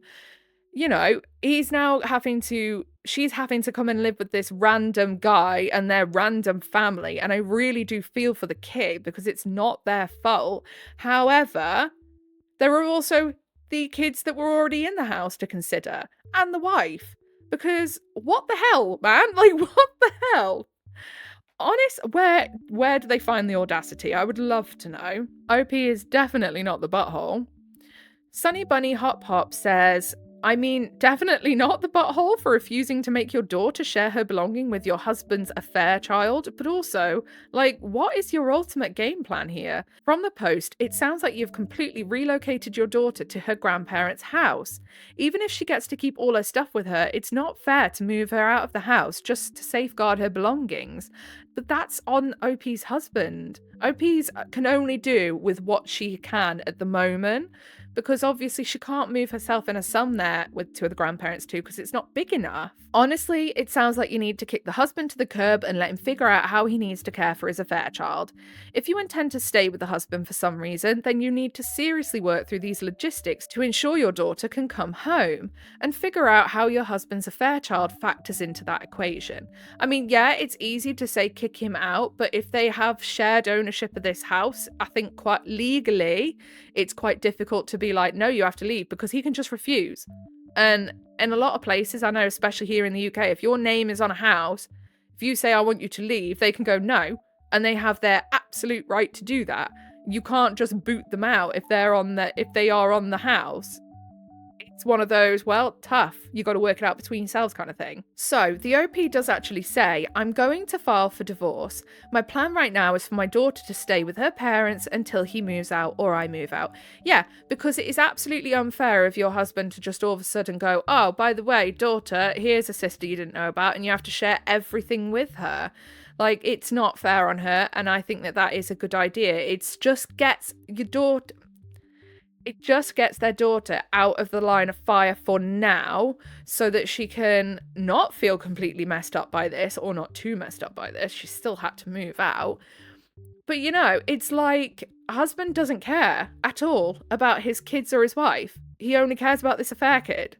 And it's really just, I'm baffled. It's so wrong. Restore Furniture 179 says, who owns the house? Kick him out so you don't have to make it harder for your kids. And then, see what I mean? OP says, both of us, so I can't kick him out right now. Exactly. If you're both on the house, you just have to come to an agreement between yourselves. I'll try to get it in the divorce, but we may end up selling, and to be honest, that may be for the best. A nice clean break and then get your own place. Am I the butthole for yelling at my sister for putting her phone on Do Not Disturb and leaving her first grader at school without picking him up? Genuinely thought that said D&D, by the way, at first, and I was like, what does Dungeons and Dragons have to do with this? So, today at 4 p.m, my nephew's elementary school called me. He's 7 years old and in first grade. He had been left at school for about 40 minutes after dismissal, and the office said they couldn't reach anyone on his emergency contact list. They asked if I could get in touch with his parents, my sister, and her husband. I tried calling both of them, but their phones were on Do Not Disturb. The calls would ring once and go straight to voicemail, which was odd because their phones should usually ring a few times before going to voicemail. Since neither of them was reachable, I got concerned and decided to pick up my nephew myself. While I was on my way, I kept trying to call my sister. She finally called me back about 90 minutes after when the school first tried to reach her, saying she and her husband had just been napping. I was furious. It felt incredibly irresponsible for them to leave their child stranded at school and silence their phones, especially as a parent of a young child and a toddler. Yeah, that is so irresponsible. If you're going to go for a nap, okay, fair, whatever. Set an alarm! Don't put your phone on Do Not Disturb. Her excuse was that her husband had asked his grandparents to pick up my nephew, but there was a miscommunication. I told her that if it was the plan, she shouldn't have put her phone on Do Not Disturb, because emergencies like this happen.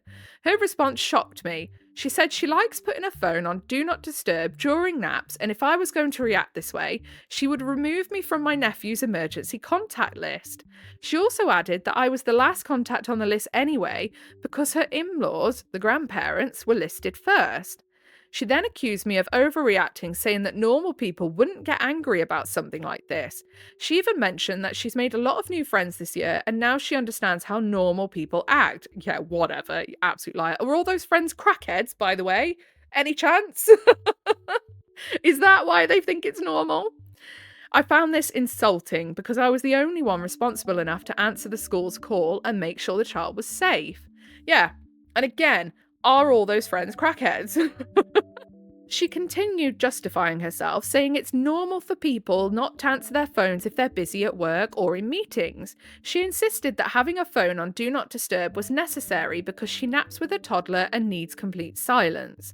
By the end of the conversation, she tried to make me feel like I was in the wrong for being upset. She said I had a right to be concerned, but no right to be angry or yell at her. I beg to differ. She then added that she doesn't like spending time with family because there's always an argument when she talks to us. Who's the common denominator then? This left me completely baffled. Instead of showing any gratitude for my help, she threw backhanded insults at me, even though I was the one who ensured a child's safety. Her reaction made me question whether I was wrong to be upset, but I still feel her behaviour was irresponsible and ungrateful. It was irresponsible and ungrateful. And do you know what you want to do? You want to say, fine then. Do you know what? Tell them not to call me. Take me off of the list from the school so they won't contact me anymore, because I can tell you something for free. Couple more episodes of them not being able to get in touch with her when her kid should be being picked up, and they'll be referring it to, I'm guessing this is in the US because a lot of these tend to be, CPS is what you call it over there, I think. You know, social services. The school will refer it to them because they're going to start to assume that there's something wrong. I mean, to be quite fair, I'm assuming there's something wrong because who does that? TD looks and says, not the butthole. Your sister is totally irresponsible, and the fact that she won't even own up to it is further proof of her irresponsibility. She should be apologising and thanking you. As a fairly recent parent, I can tell you that the days of do not disturb end when you have a child. Yeah, hear, hear. That is a responsibility bigger than yourself, and there is no room for miscommunication or excuses. Yeah, and your sister saying, oh, people, if they were in work meetings, would have to put their phone on do not disturb. Okay, maybe they might. But what they would then do is say to the secretary, I've given the school your number because I can't have my phone in here. So if anything happens, could you please get in touch with me or the receptionist or someone else in the office? You'd have a backup plan. You wouldn't just turn your phone off and be like, sod them kids. And as far as her in-laws being on your nephew's contact list, the school could not reach them. So she's going to put her reliance on the people that couldn't be reached while her son was waiting outside alone. The same people whose miscommunication was the reason that he didn't get picked up. If that's even true, sounds like BS. That's pretty damn stupid. I'd make sure that your nephew has your number and keeps it with him so he can at least call you next time something stupid like this happens. That's assuming he's old enough to, though. He might be little. He might only be like 6 or 7. In which case, even worse, because the poor little lad probably has no idea why his parents just haven't been bothered to pick him up. Lord Mwahaha. LOL, right? OP should straight up say, well, the first people on your emergency contact list didn't effing answer, so if you're going to remove me, I guess your child will just be stuck at school, thinking you're dead next time. Wonder how long it would take for the school to call CPS for child abandonment. Exactly, if it keeps happening, they're going to start assuming that there's something going on, and I'll bet you any money they're going to assume that the parents are on drugs. Okay, so I think that'll do it for today. I have just looked on how long I've actually been recording, and it's on like 46 minutes. So this one might be slightly longer. I don't know. By the time I edit it down and cut out some of the absolute waffling I do, it might be a bit shorter, but who knows? We will see. Other than that, if you have made it to the end, then I very much appreciate you. I would appreciate you even more if you would like and subscribe, because obviously it helps you come back here, and I do post videos every single day, so who would want to miss out on that, hey? Other than that, I hope you have a very good rest of your day. I'm going to get off, so I will hopefully see you soon. Goodbye!